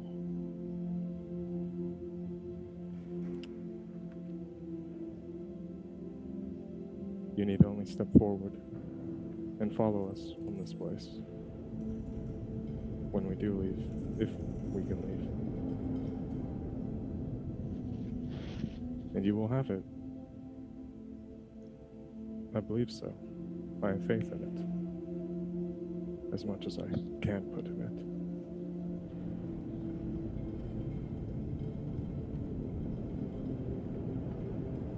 Where do you think this place is, Isabel? Does it matter? We're here.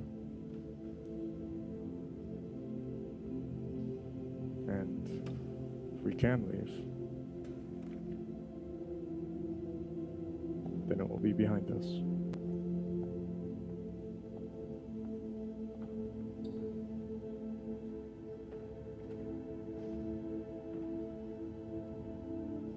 And if I choose not to immediately follow, Are you going to force me to drag you?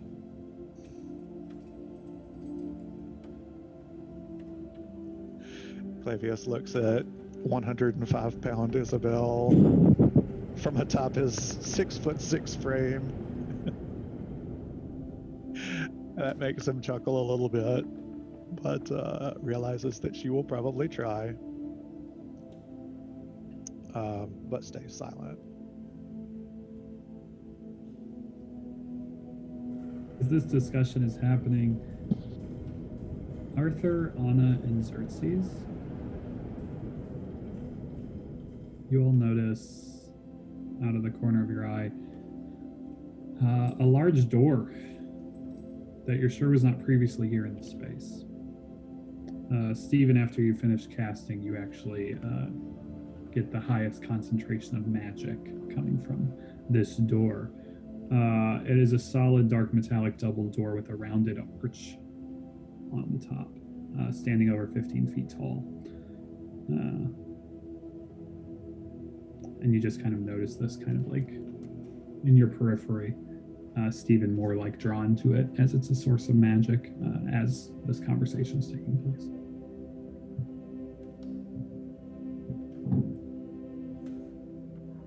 Stephen will walk over to it and open the door. So as Stephen walks over to this 15-foot tall, massive metallic bronze door, he just kind of pushes on it and realizes he's really going to have to heft into this huge thing to open it. Are you just kind of putting your shoulder down and going for it? I mean, I assumed it was going to give me 0 resistance, so this wasn't. Yeah, I mean, it is this giant metallic double door, 15 foot tall. Someone needs to read up more on dream sequences. The door is just supposed to open at the slightest touch there, Michael. Yeah, no, it is heavy. Yeah. Don't I get a school of magic? What, Yeah, do I get anything off this door? You get heavy divination, as well as transmutation. But divination is like the largest school that you're kind of like, it's overwhelming.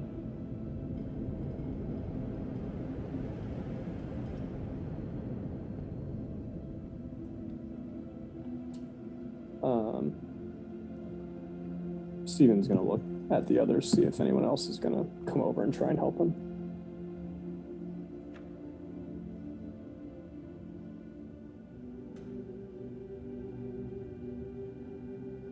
Anna will look at Clavius and she will say,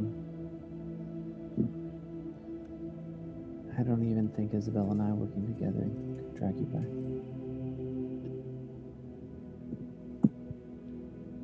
But I've been told, Clavius Hart, that the secret of life is to fall 7 times, but get up 8. And she will lean and kiss him on the cheek, and then will not, and will like then turn away and walk towards Stephen and the door.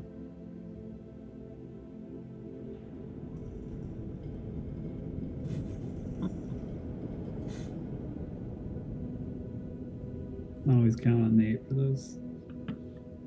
Just so good.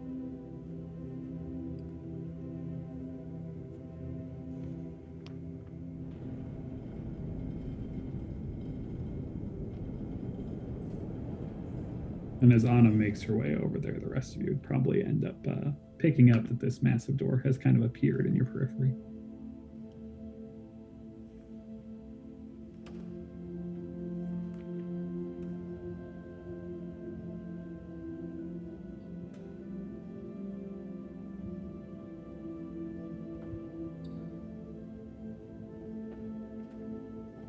Group's just walk into the door, open this sucker up. I am lingering.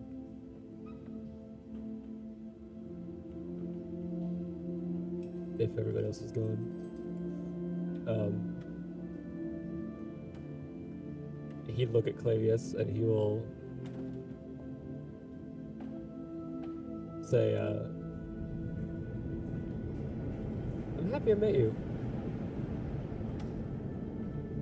I don't know if I could have picked it up on it sooner, or if really I could have done anything to change your mind. But regardless, I'm thankful for the time I had. And, like you said, you'll always be with me. And he'll hold up the coin between 2 fingers and wink. And then he'll look back as he starts to walk away and go, you don't mind if I keep that cloak of yours with me too, do you? I'd be honored. You got it, bud. And then he'll make his way to the door.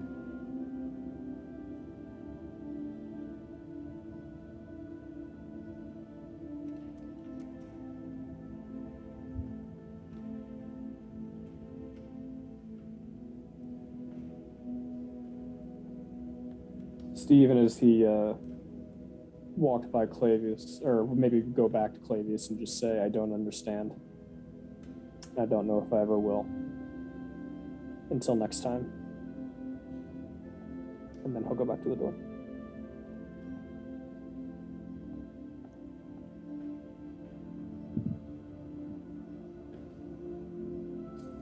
I'm not quite sure if this is you getting another chance to make the decision again.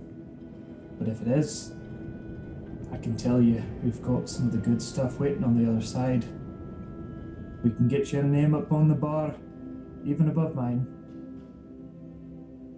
It's your choice, friend, but I will not try to convince you to make a decision that you would have not made otherwise. So Godspeed in whatever journey you're going on. And if you don't come with me, I'll write your name up next to mine anyways. And Arthur will turn and go.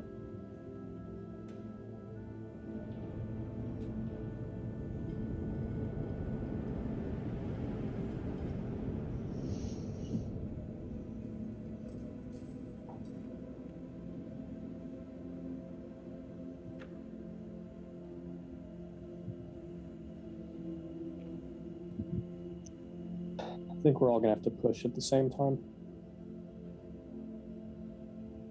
Isabel is just watching people gather at the door right now. Is everyone there, aside from Clavius and I? Are they actively pushing on it? Trying to open it? You tell me. I don't think we'd try to open it if Steven said it was heavy until Isabel was at the door. Yeah, we'd be That waiting. seems like- I'd be waiting.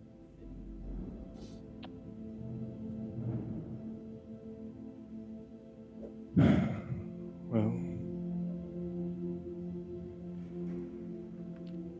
as much as I would like to try and drag you, you and I both know that's probably not possible.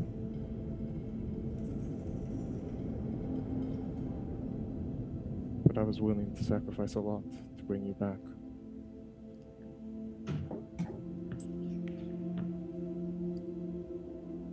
And, well, partially for you, and partially for my own sanity. As selfish as I can be. Well, it's good to have known you.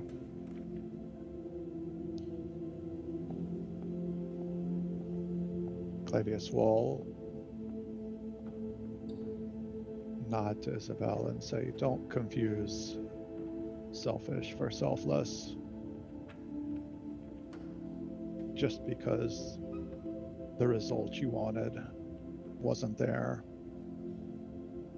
doesn't make your effort and your sacrifice worth less.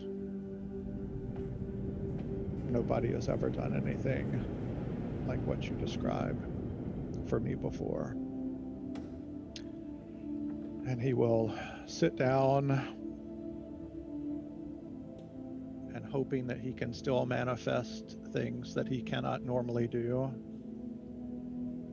will play a simple tune on the ocarina. Is it musical? The turtle one is. First roll of the night. Oh, jeez. Roll performance check. Alright. Grayson, do you have the appropriate song ready? I don't know what he would play. I'm thumping. I mean, I could. Oh, look at that. He's gonna play a simple tune and under his breath sing, "I went down to the river. I sat down on the bank. I tried to think but couldn't. So I jumped in and sank." And we'll look up at Isabel and say, "Perhaps another door will open at some point in time. For now, I just need time to think."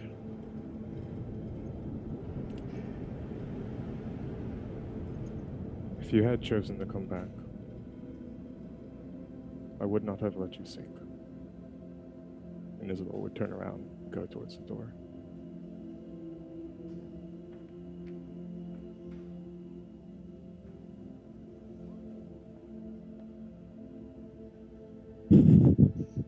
As you each walk to the door, placing your hands upon it as Clavius stands back, watching on, you see this massive metallic double door start to take on more detail as you all begin to kind of push this heavy door inward.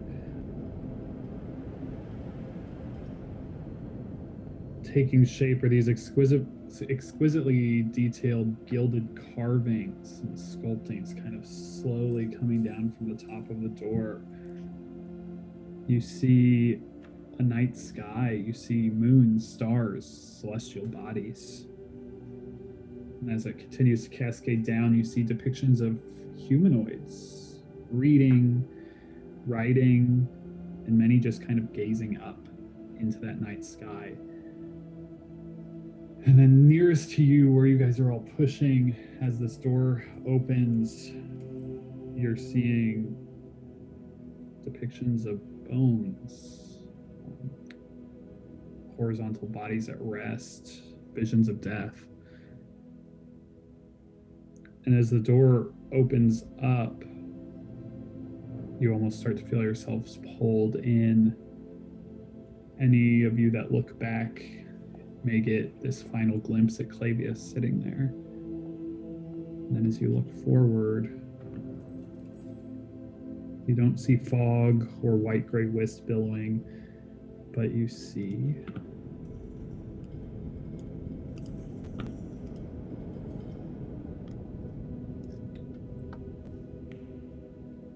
quite large and dimly lit space. Space is much more similar to the previous rooms you found yourselves in, more tangible than the misty void. It appears to be a very old, large library. Space is lit by large windows overlooking that same misty white fog that you just kind of exited, as well as the many warm, almost ethereally illuminated candles. Isabel, this place is immediately recognizable to you as the Kestrel Academy's library, or at least some eerily strange version of it. And at the far side of the hall, you see a woman standing in front of a large brazier. She wears a long silvery robe, a hood pulled over her head. She appears to be gazing into the firelight as paper pages swirl above in a circular pattern, suspended in this beautiful dance. And echoing from this woman, "Why, hello there. And who might you be?" And we're going to take our 9, 11, and 21 second break.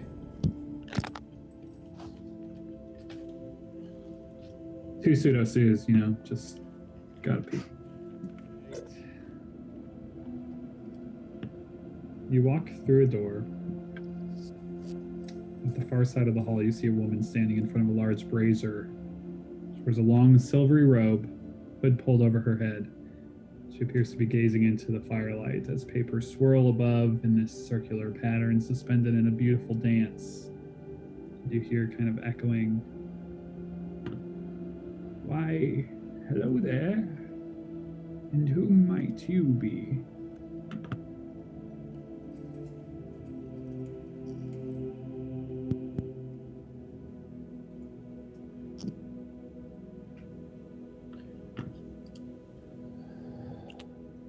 Good time to come up with our group name. I was just thinking about, like, how do we collect Critical Role has Vox Machina and the Mighty Nine. We had Knights of the Bronze Edict. Maybe we need just like a catchy phrase, easy to hashtag. Yeah, Something we can trademark later when merch starts blowing up. now's the moment. We are the ragtag group of randos. Ragtag randos. We are the ragtag.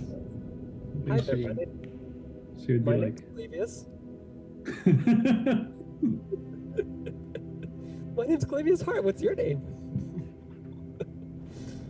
Not really. I'm looking at the other 5 people next to me and like, Anna will what do we look do? around at everybody and step up and not knowing the situation, she'll just resort to what she's been trained to do, and she will bow and nod and say, "Lestriana Rylinia, where are we now?"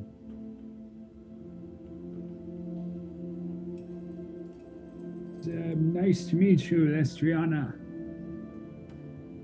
I was going to ask you the same question. Where, in fact, are we? One of you must know. We are in the Kestrel Academy, as far as I can tell. And who might you be, my dear? I am Isabel. Isabel. It's nice to meet you. Seems we may be delving somewhere into your mind then. If it is you that recognizes this place. Come closer, all of you. She kind of beckons you forward. As she turns back around and starts looking back into the fire. And who are you? I have no name and many. I'm often called Unseen, though you may call me Northgeith.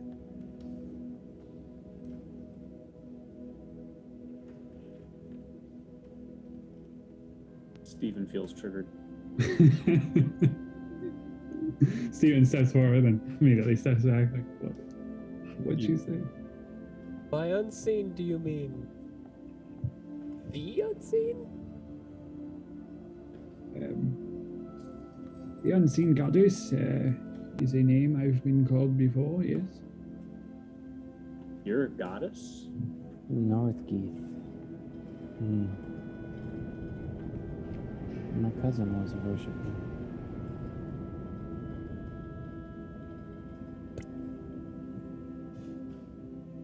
What do you... If you're a goddess, what are you doing here?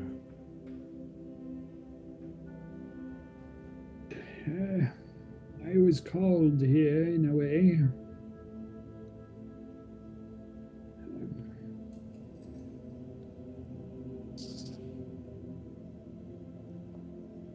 It seems by you. In one way or another. She seems to like look you over, Isabel, as you approach, kind of peering at you up and down. I must say, something about you is quite familiar, my dear. Though I am sure we have not yet met. No, I thought all the gods were gone. What do you mean?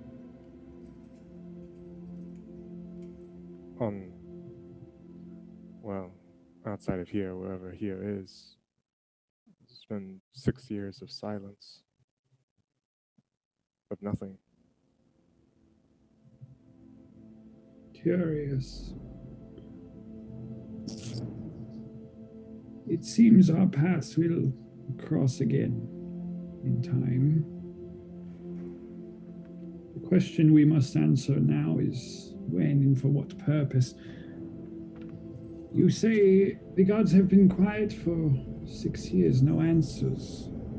And when did you come here from?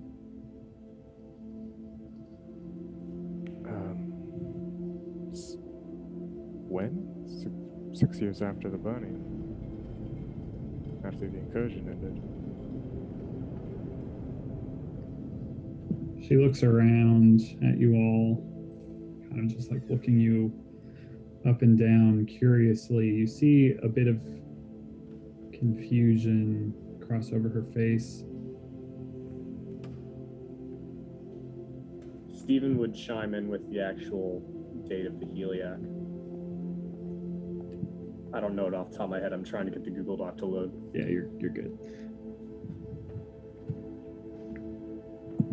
1476? Or something like that? That's right. It is... It's October. 18th High Harvest Heliac is the last date that I have listed on that document. That was like 2 sessions ago, though. No. I think it's further than the 18th. Yep, 22nd. 22. You just posted it to the chat, everyone. Ah, I see. This place is, well, different. As you have mentioned, we are displaced from time here. And it seems at some point in your future we will overlap once more. And she kind of stares more directly at Isabel in this moment.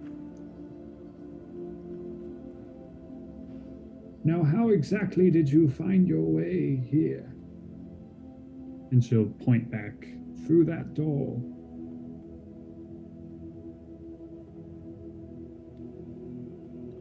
Yes, came through that door and we were in another displaced place. And there, it was after I tried to bring back one of our companions.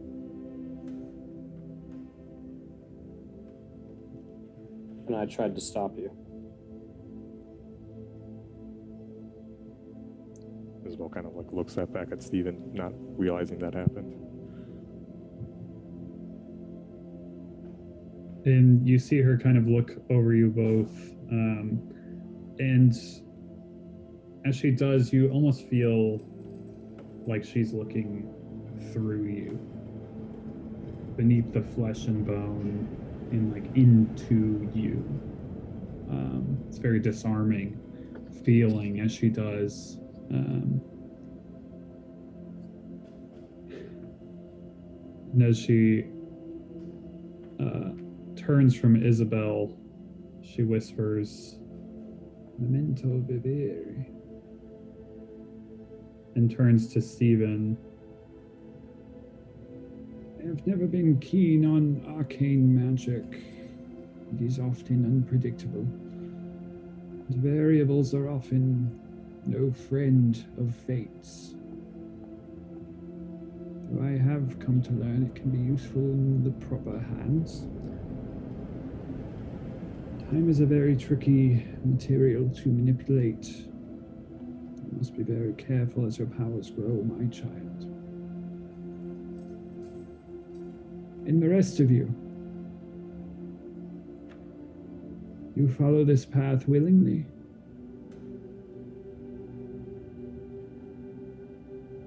Yep.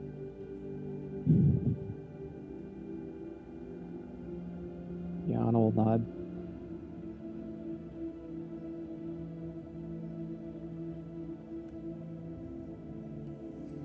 This place is important somehow. There is a reason we are meeting here. You know this place," and she looks towards Isabel. "Does it still exist in your time?" We have yet to go there, and we've only heard rumors about what has happened. We did intend to go there soon. But it seems our paths may overlap then, at least here in this place. It's of utmost importance that you find me there.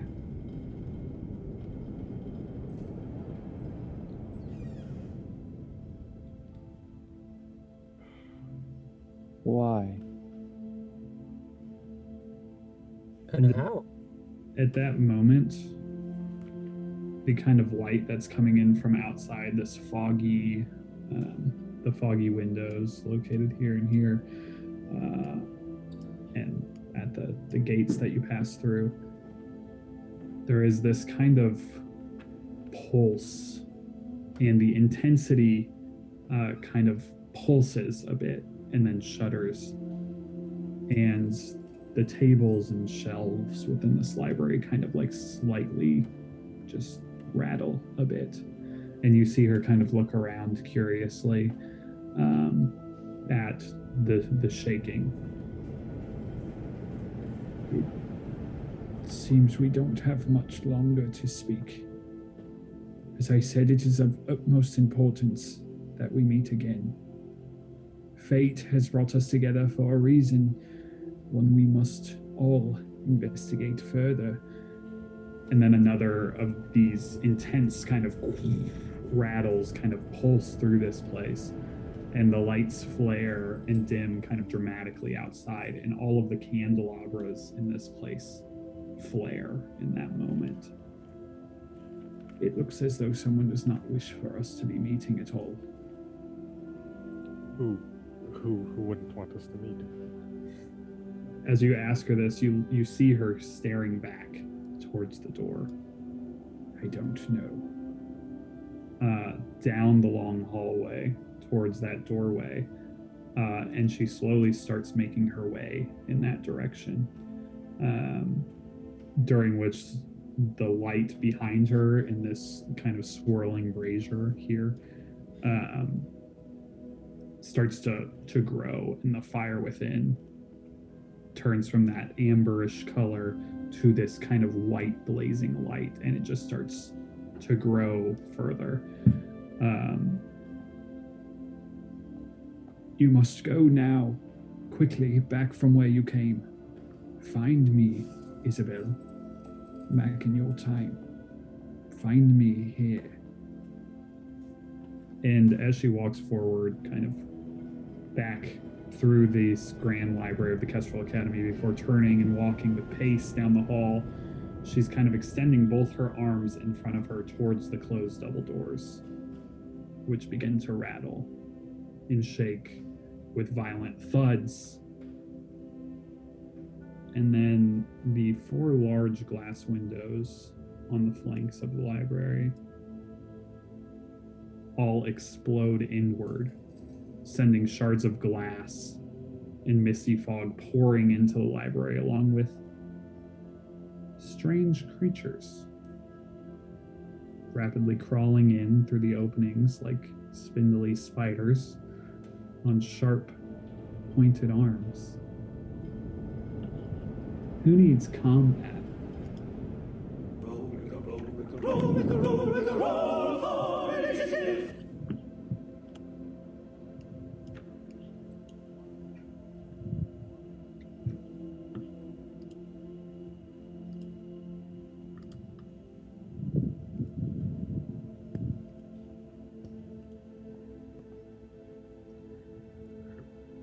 Where is she now?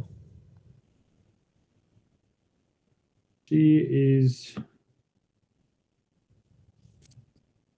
here. Okay.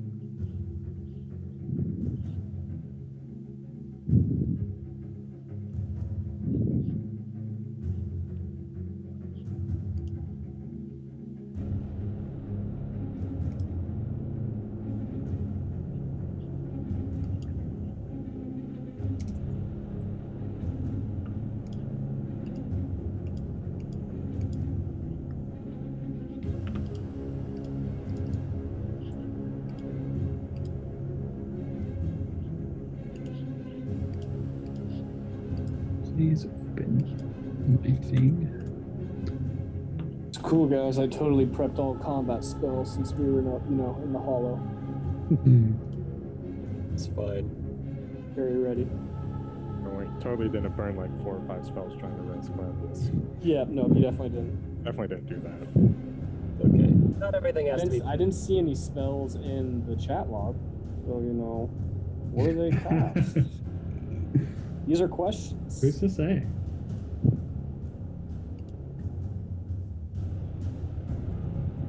One funeral's not enough. That's what they That's say. great. Oh, we got the shovel.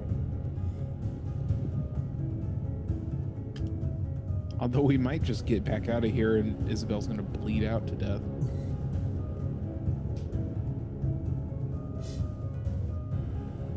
Tis a concern. Yes, it was. I was watching from the bridge. Arthur, it's your turn. We now have a new combat system, which does put your little name in the combat tracker, which I'm very excited about. And we have a new condition system as well, which has the nice little conditions, not the terrible ones that a website that is to not be named, as so we don't get our sponsorship dollars revoked, uses. But it is the custom ones from the tournament, and they should work. Arthur, it is your go. As you see, crawling in from these broken windows, I was gonna ask for the blow up of it. creatures that look like this. Gross. And if you'd like to see just the whole thing, I can indeed copy and paste it into the chat. Just give me a moment. Use that little quick command. Boom. Looks kind of like that. But they're crawling rather than walking on their feet. They're using those spikes to crawl rapidly into the building. What are their legs doing? Also helping. Okay. They're just not walking like they seem to be in the chat. They look inefficient for the task at hand. Yeah, it just seems like very horrible. Nice. If you had to imagine it, much like my really good impression that I just did.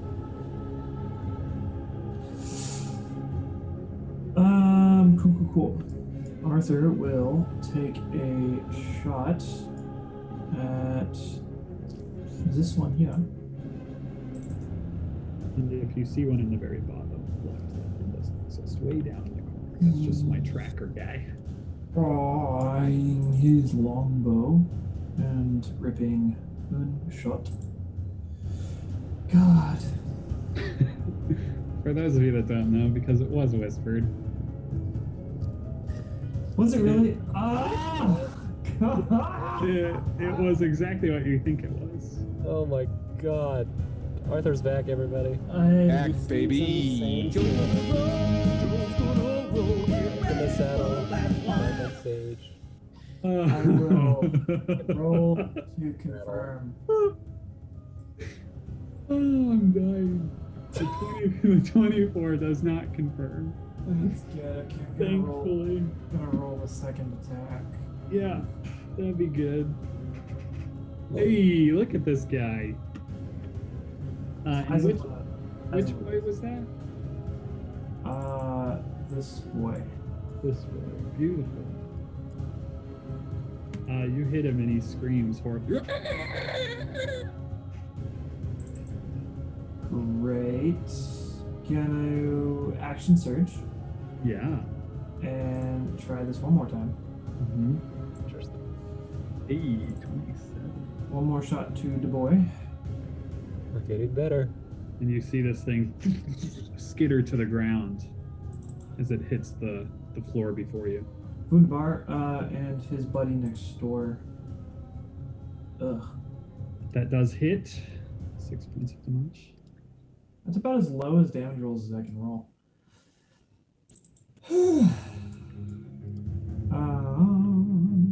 then Otto will. Yeah, 4, 6. And his turn there. Love that. Yeah. Anna. So Notgoth is heading towards the doors we came through, right? Yes, she seems to be pacing that direction, her arms extended, much like this, as those doors seem to shake, and you kind of see her arms shudder in response to the main doors kind of shaking drastically. So as Arthur hustles past Anna, she'll call out and say, I think we're supposed to go the other way. I'm gonna follow her. And Anna will bonus action activate her blade song. She pulls out her Talir and will 10,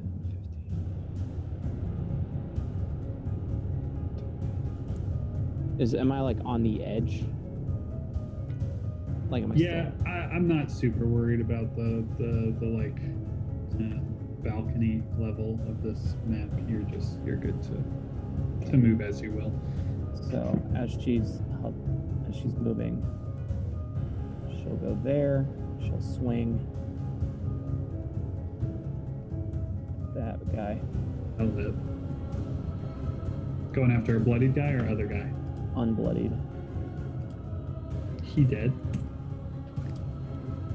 And then she will move here.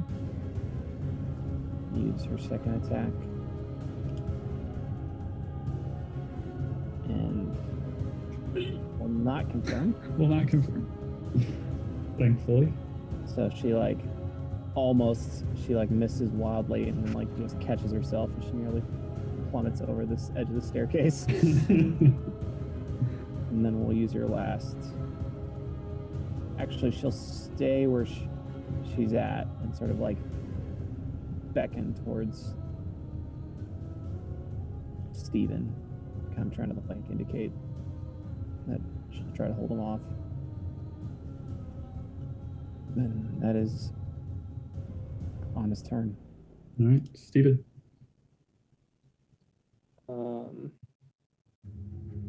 Because it's the only offensive spell that I have prepared.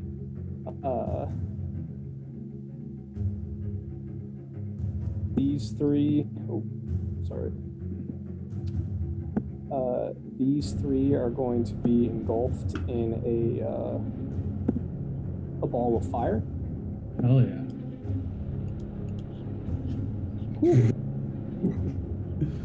I imagine they are all dead and then some. Yeah. Top to bottom, I'm just gonna roll it to see these dex saves. You just don't even. Yeah, baby. That's really good damage. A massive explosion down there. And you see these three creatures fly into the air, and you actually see as more seem to be pouring in behind them, fly. It's like I haven't been playing D&D for a long time, but fate does need to be tempted. Saru, this first one's coming at you. Are you going to? You did already use your reaction. But I said I was going to ready an action to attack the first one that came into. To use your ready to action would be a reaction. Okay, then nothing. Let's go. So this guy comes at you and will 2 arm spikes. 12, Nope. 22. That'll do. I'm getting some of them, you know. The second here, 2 more at Saru. 15. Yes. The ties, yeah. And a 17. 20 points damage on that second. Hang tight before you do that third one. The third one is actually not coming for you. Oh, okay then. The third one is attempting to hit Isabel first, which it needs to make a wisdom save, I believe. Yep. 15, Isabel? I think that. It succeeds. So It succeeds, so it can hit you. So here is the first. 12 to hit. Hits. Beautiful. Player Uh, get that? and it needs a wisdom save again. It does need a wisdom save again, yeah. Fails. Fails, so it cannot hit you. It will try to shift its attack towards the other woman. And it will crit fail. Seems fair for attacking a goddess. What? 4 critical fails already? I love it. More, please. Please from Jordan. Artie, round 2. Skip Xerxes. Skip Xerxes. Yeah. Oh yeah, I got- did because I was on Xerxes. It's Xerxes and then round 2.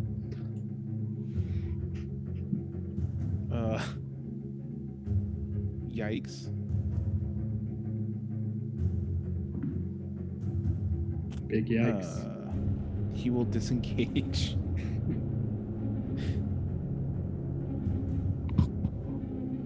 Sorry. I've got my fingers on the wrong thing there.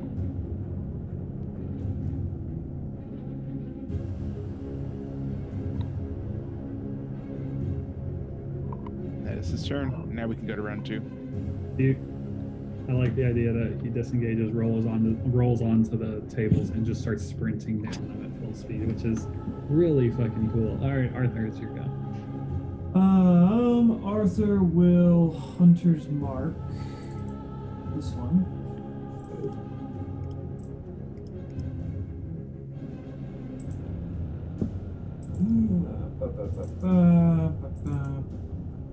Taking a shot at Eat. That hits. Does it kill it? It does. Dang. Cannot use a bonus action to move it. Otherwise, can he? Because Oh, he 'cause just the bonus used his bonus action. He will take his second shot at the adjacent one. That'll hit. And I think the Hunter's Mark just fizzles away because of that. I think you can you keep concentrating on it. You can move it. Orally. Once a target dies, I think you can keep concentrating on it. I believe. Yeah, so you keep it. You So, can use a bonus action. Yep. Just gotta move it when you get a bonus action again. so Artie will 1, 2, 3, 4, 5, and 6. It's turn. Nope. Anna.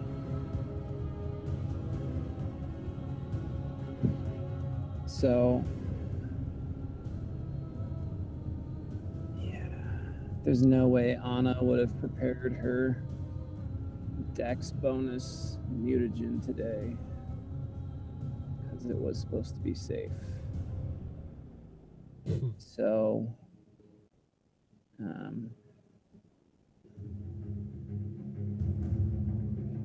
she will just swing at this one in her grill. Miss. Swing again. And presumably hit and kill it. And then Yep. we'll go. 15. And seeing how fucked up Xerxes got, she will try to interpose herself between Xerxes and the ones that are presumably chasing us. Yeah. Steven is going to cast a spell, and he is, don't think there's a way to do this. Yeah. Steven is going to unleash a barrage of magic missiles some might say at the 4th level. And so that's going to give me 6 magical darts. Nice. And I am sending them all this direction. So I'm just going to go in order of closest to farthest. Great. And doing it at the 4th level gets me 6 total, I believe. So Because yeah, it's 3, and then you get second, at third, least. 4th. Yeah, I think so. Right. Yeah, I'm pretty sure. All right, numero uno, numero dos. So that'll make the first guy fall. Okay, then I'll direct it towards the second guy.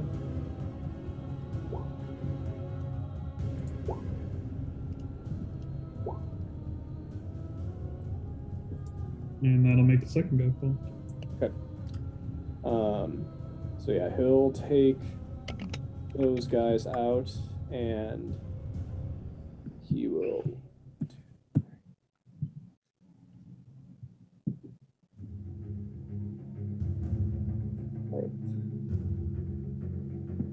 Do that, and that's his turn.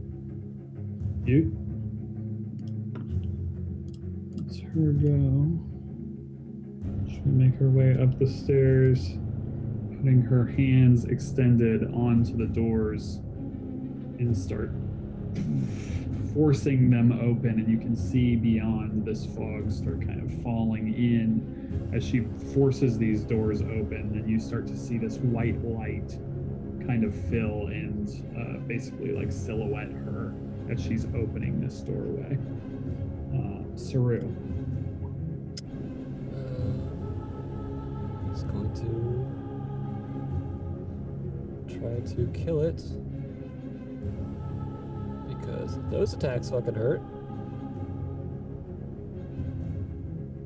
It's gonna. Ugh. 21 will hit. That's a Worst possible damage. Worst possible damage. suckers. And then he will move in between the old lady. You. Isabel?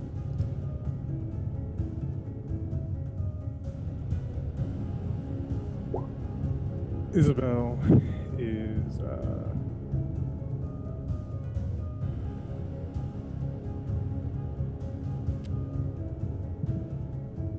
realizing the imminent danger of everything. She is going to summon the glass-like Icarus blade. With her vision, her eyes going dark like they did in Mountain Heart, and summon it next to the one to Saru and make an attack. Do I have a spiritual weapon for you? I don't think so. Oh my god, what am I doing? I mean, I've Who only is used it this once guy? before, so. This fucking guy with his not having a spiritual weapon. Clearly not Matt Mercer over here. Yeah, what the hell? Alright, you get that same one that I used in the tournament. That doesn't make sense. Oh gosh, it's very hard to see. Can I make it glow? Can I make it glow? Can I just make it teal?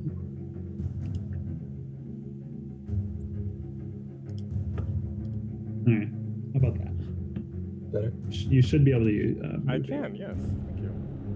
Yeah, so 17 to hit for 7 points of necrotic. And that kills the creature. 7 points. Exactly.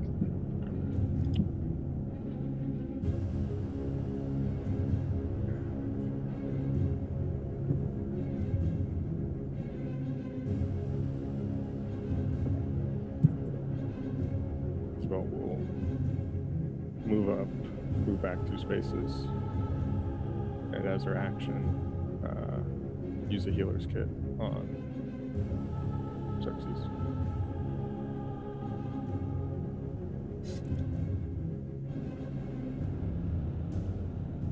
Restore 14 hit points, and then she'll move back down to end her turn.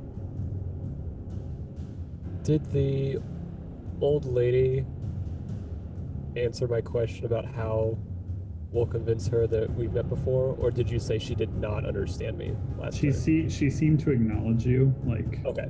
I was okay. and then she continued on walking to the door.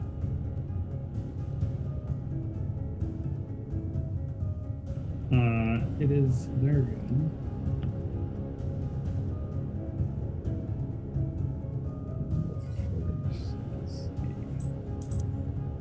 This guy shambles up onto the table and will attack Artie with his arm spikes. First, 25 to hit. Yeah, that will do it. Least damage yet. Yeah, at least.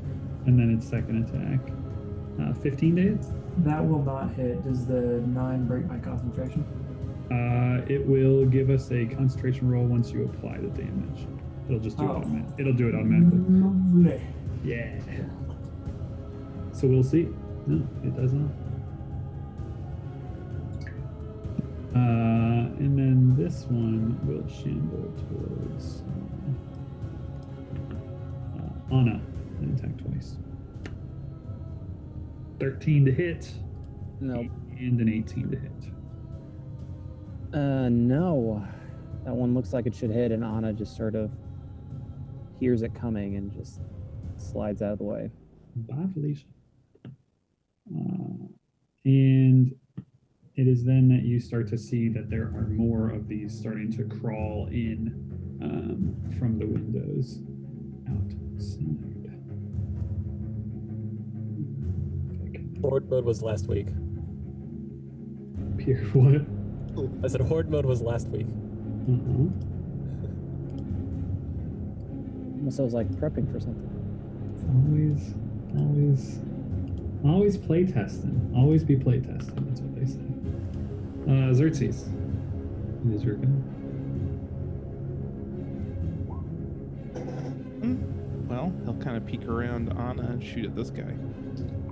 Dope. Always wanted to shoot a gun in the library.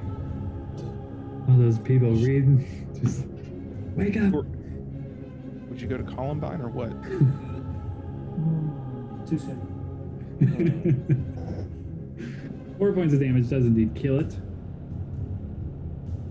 And I will shoot at this guy.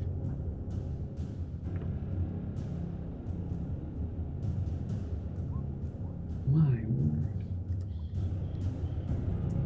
It screams terribly in Arthur's face as horrible blood spills upon it, but it is still alive. Though barely. And then he will continue his running on the table, Dope. jumping off. Watch your knees. That's it. Arthur. Arthur will try to hit it with disadvantage. 12 to hit. 12 does not do it. Fudge. 17. 17 does. Nice. Would you like to move your mark? Yeah, he will move his mark to this one here. Dope. Anything else? Is his turn. Awesome. Anna. Anna will.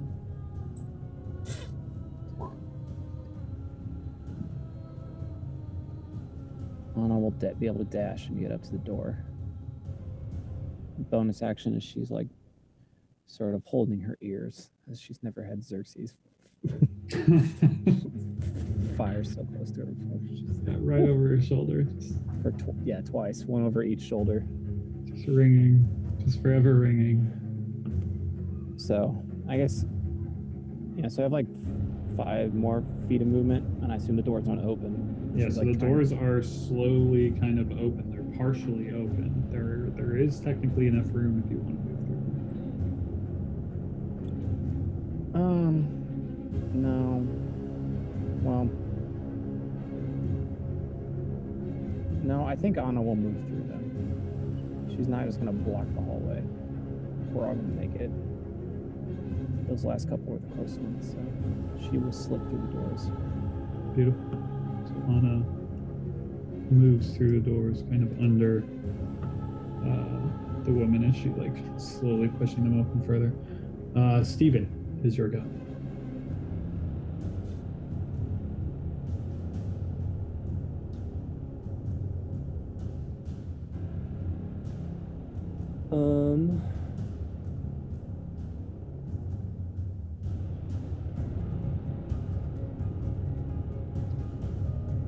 Yeah, Steven's gonna do the same thing. He will dash and get through the door.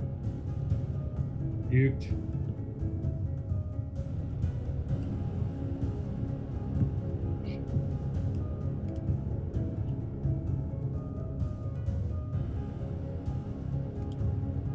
It's her turn, and on her turn, she will shove the doors fully open. Now that entire space is this wide open doors with this blinding light shining through behind them.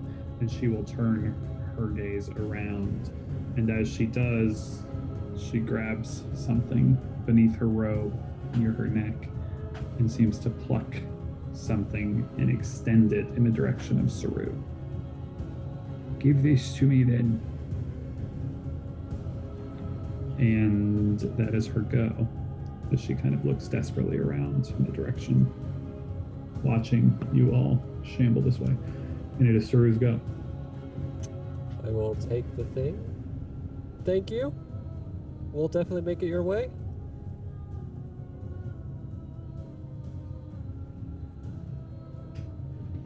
And then you will ready a action, reaction, movement, whatever, once at least Xerxes and Isabel are through the door. Make sure they get through. It is Isabel's go.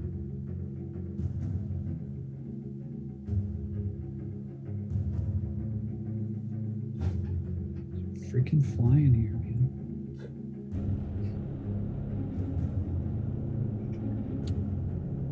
As a bonus action, Isabel will move.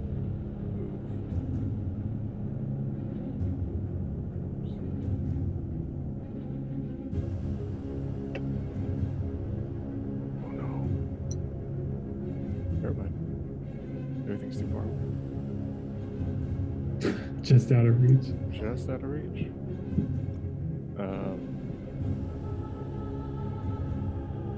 So, should check the turn here.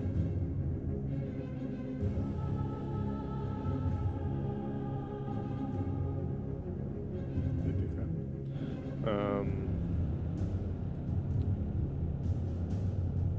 Isabel will cast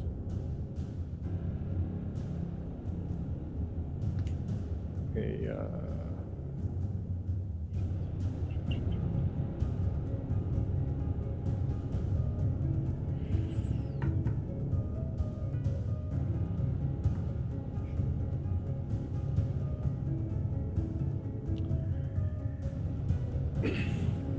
Isabel will cast Healing Word. No. Sanctuary on Arthur.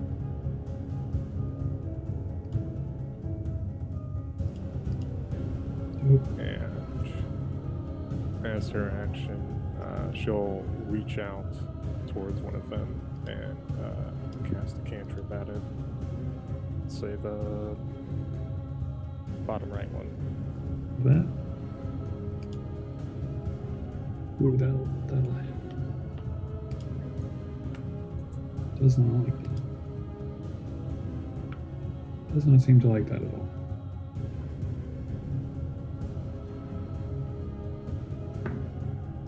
No. It actually really does not look bad. Sorry.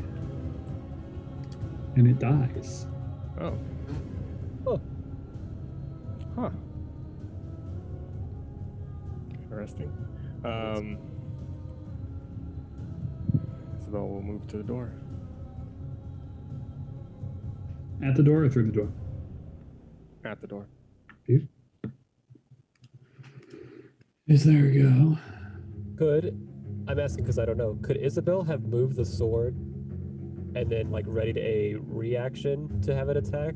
Can you do that as a bonus action? I don't think the sword can. She could have moved. She could move it as a bonus action, but I think she used. I used something else as a bonus Yeah, action. the sword doesn't have reactions or anything.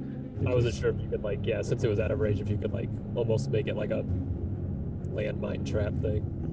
Yeah, you gotta make the sword. Gotta do what it gotta do on its turn. You decided to save Arthur's life as a bonus action. Yeah. No, I'm not saying. Like I said, I just don't know how that necessarily works. The sworn, the first wisdom save to attack Arthur. 11 fails. 7 fails. Cannot shift. The second, some wisdom saves. 11. 8. What? Biggest fucking cast of the season. The third, 30 feet. Here it is. God. 2 wisdom saves. 15. Succeeds. Alright, so 1 arm spike. 22 to hit, 14 points Will piercing. do. And the second wisdom save Fails. fails. Let's see. Mark is gone, and then this guy will move in. Jeez. Make sure that did that right. Yeah, alright. First wisdom save. 5. Second. 10!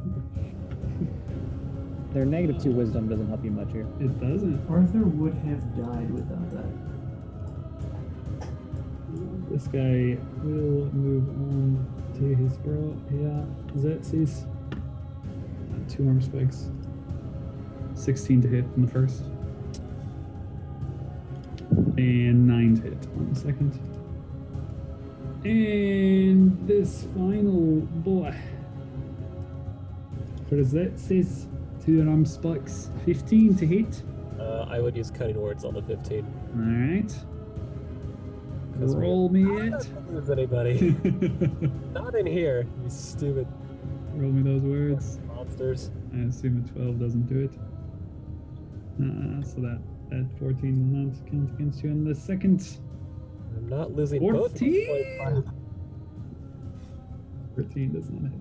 The Xerxes go. Oh, there's one more. One more. Heyo. Heyo.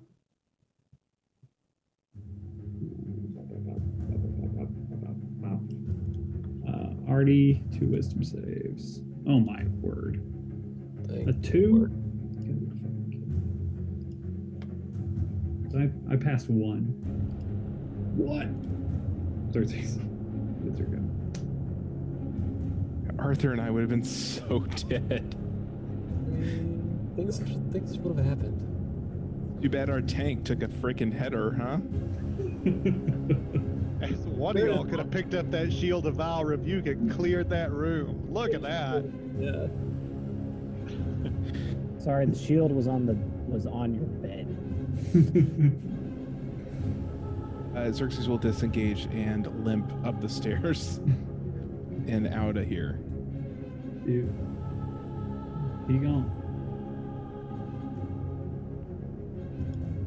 Already takes 7 wisdom saving throws. Disengage. Hi, Felicia. He can get to here. Is that through, or is he screwed? All right, where are you? He's right at the door. Right on top of the god. That is 30 feet. You're right at the brink of the doorway. Wonderful. He's in Seems. trouble.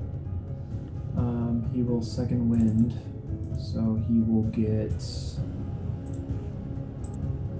+2. Those D10s. He has been abandoned.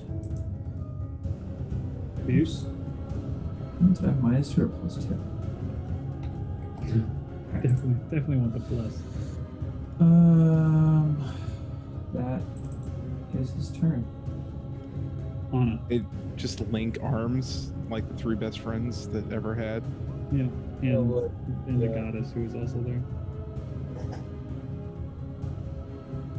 I mean, I made it through. Anna is gone, sorry. Yeah, Steven is I also assume. gone. Yeah, It is Steven's her gone. go. She steps forward, extending her arms in the direction of all of them and pounding this wave of energy on the ground, which shunts them all kind of backwards. And you see like the bodies that are on the ground as well kind of tumble back. You do not go today.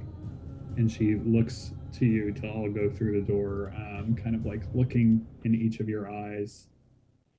And as she does, this region here, where this swirling papers are kind of flying up into the air and this bright light is extending. Saru, Arthur, and Isabel, you see the light grow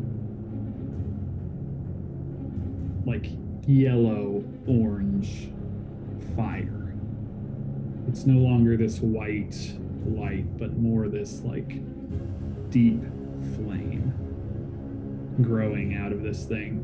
And for a moment you see this almost dark shape, this figure start to form within it, but it's very hard to focus upon it. But it 20-30 feet tall by the looks of it, this huge dark figure with these massive black wings kind of extending outward from its shoulder blades. And she turns back to you all. It mustn't see your face. Go. Meet me here. And she kind of like is spurring you along. Saru. Grab it, Arthur. Grab it, both of them, and Yeah. get out. Like Nate said, I'll link arms and Yeah, go through. gone. So in that last effort, you guys are kind of shoved and pulled through this door, which you enter into this gray mist, this white gray fog. And then you hear the sound of a door slam behind you.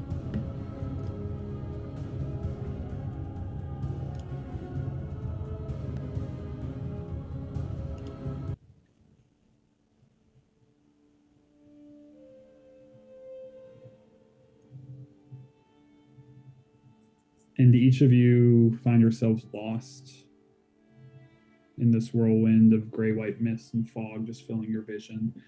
Cacophony of sounds like that of being inside a wind tunnel. Until the camera is eventually a complete whiteout. And that sound slowly softens until there's nothing at all.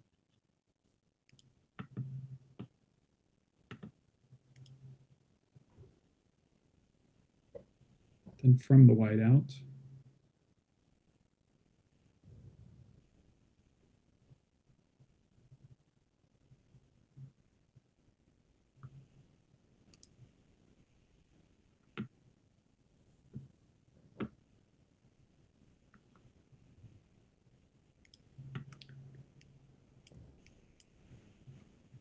we begin to hear the soft splashes of water, the chirping of birds, the soft wind. Our scene slowly fades into existence.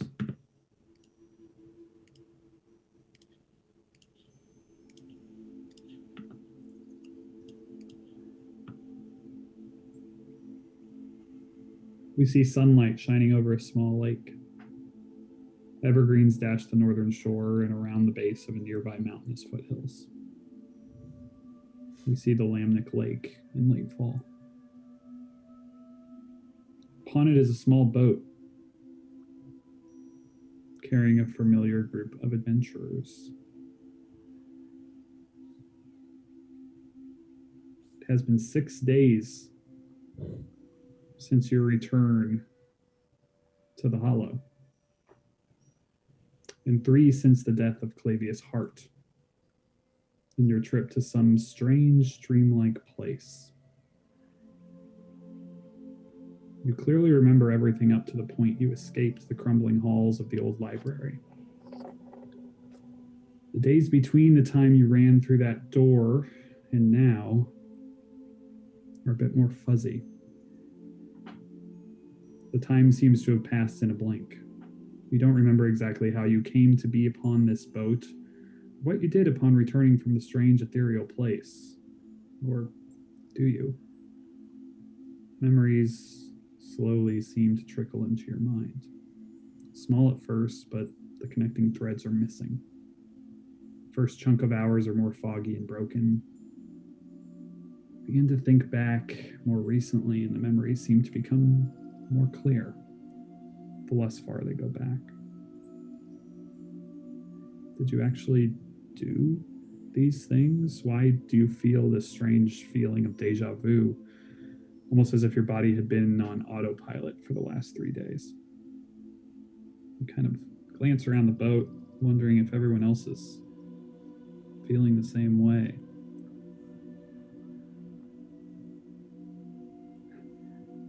As you're on the boat, heading to wherever it is you're heading, you think back of those 3 days after your return from the library.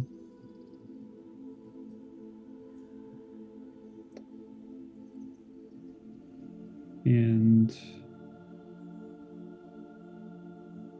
we'll pick up on what some of those things that happened were next time. So have a think about those. Because I feel like give you a little time to think about maybe what you did and how you guys find yourselves here on this boat now heading south on the Lamnic River. Or on the Lamnic Lake. Blah, blah. But if there's anything that anyone knows that happened and wants to talk about that in its in more detail before we break for the evening. My thing would have definitely happened, whether you want to do that tonight or not. I think that's the perfect ending to our session.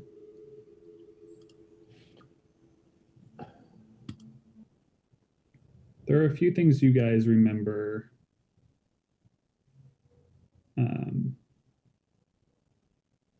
in its entirety. One of them would be the funeral of Clavius Hart, which we can talk about a little bit in more detail next time. And another would be, if I can make this work, this. We find ourselves in the Black Barrel, late evening. The city proper shut down for the night, but in the bar, fervor for the monthly whiskey prize remains in full swing. In the background, the front door opens slowly. Dwellers inside, enthralled with their drinks, pay no attention. Trudging forward, ears back, head down, he makes his way towards the bar. With each step, the hush in the room grows, the shield in tow behind him scraping the floor. Many citizens knew who he was. They had spoken with him many times, some just the other day. But his demeanor was nothing like they remembered. He was not the person that once greeted them with enthusiasm and curiosity. The person that participated in the High Harvest Festival, thrilling the crowds with a show alongside his traveling companions. Those that watched him back then could no longer see the Jovian's enthusiastic expressions on his face. What was has been replaced with anguish and sorrow. Those that knew Saru best could see a shadow of his former self. Silence falling on the ever-lively tavern, he reaches the corner bar stool. Slumped over, not sure what his next move should be, he looks up behind the counter. A single bottle of whiskey. Prize for the highest spender.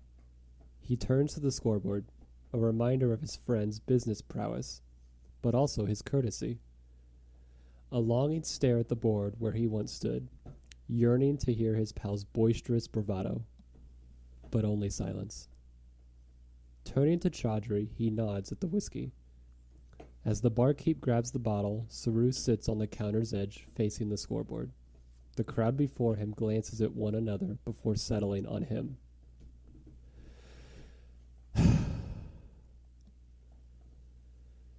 Some of you knew Clavius personally. Most knew him through whiskey. I met Clavius years ago, investigating a strange cave near Briarwood. We were chosen by Lord Briarwood to travel through the Vale to Mountain Heart. Ending his now losing staring contest with the rankings, he turns to the crowd. Clavius was a man of mystery. He possessed many talents and many secrets. Turns out some of those secrets were more painful than I imagined. I was lucky enough to get close to him, to learn some of his unique traits. He pulls the goggles from his forehead, staring intently at what he holds in his hand.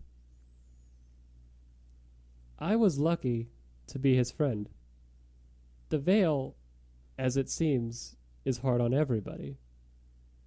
I have only been here a short time, and am ignorant to what once was.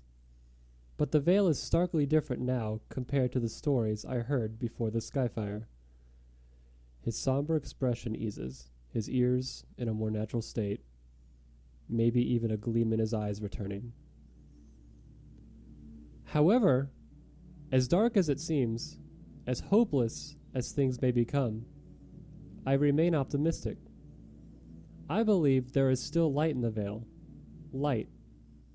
Trying to break through the darkness, trying to erase the shadows of past times.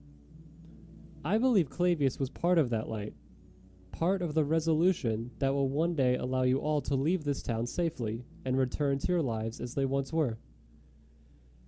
I also believe that everyone here is Clavius in their own way.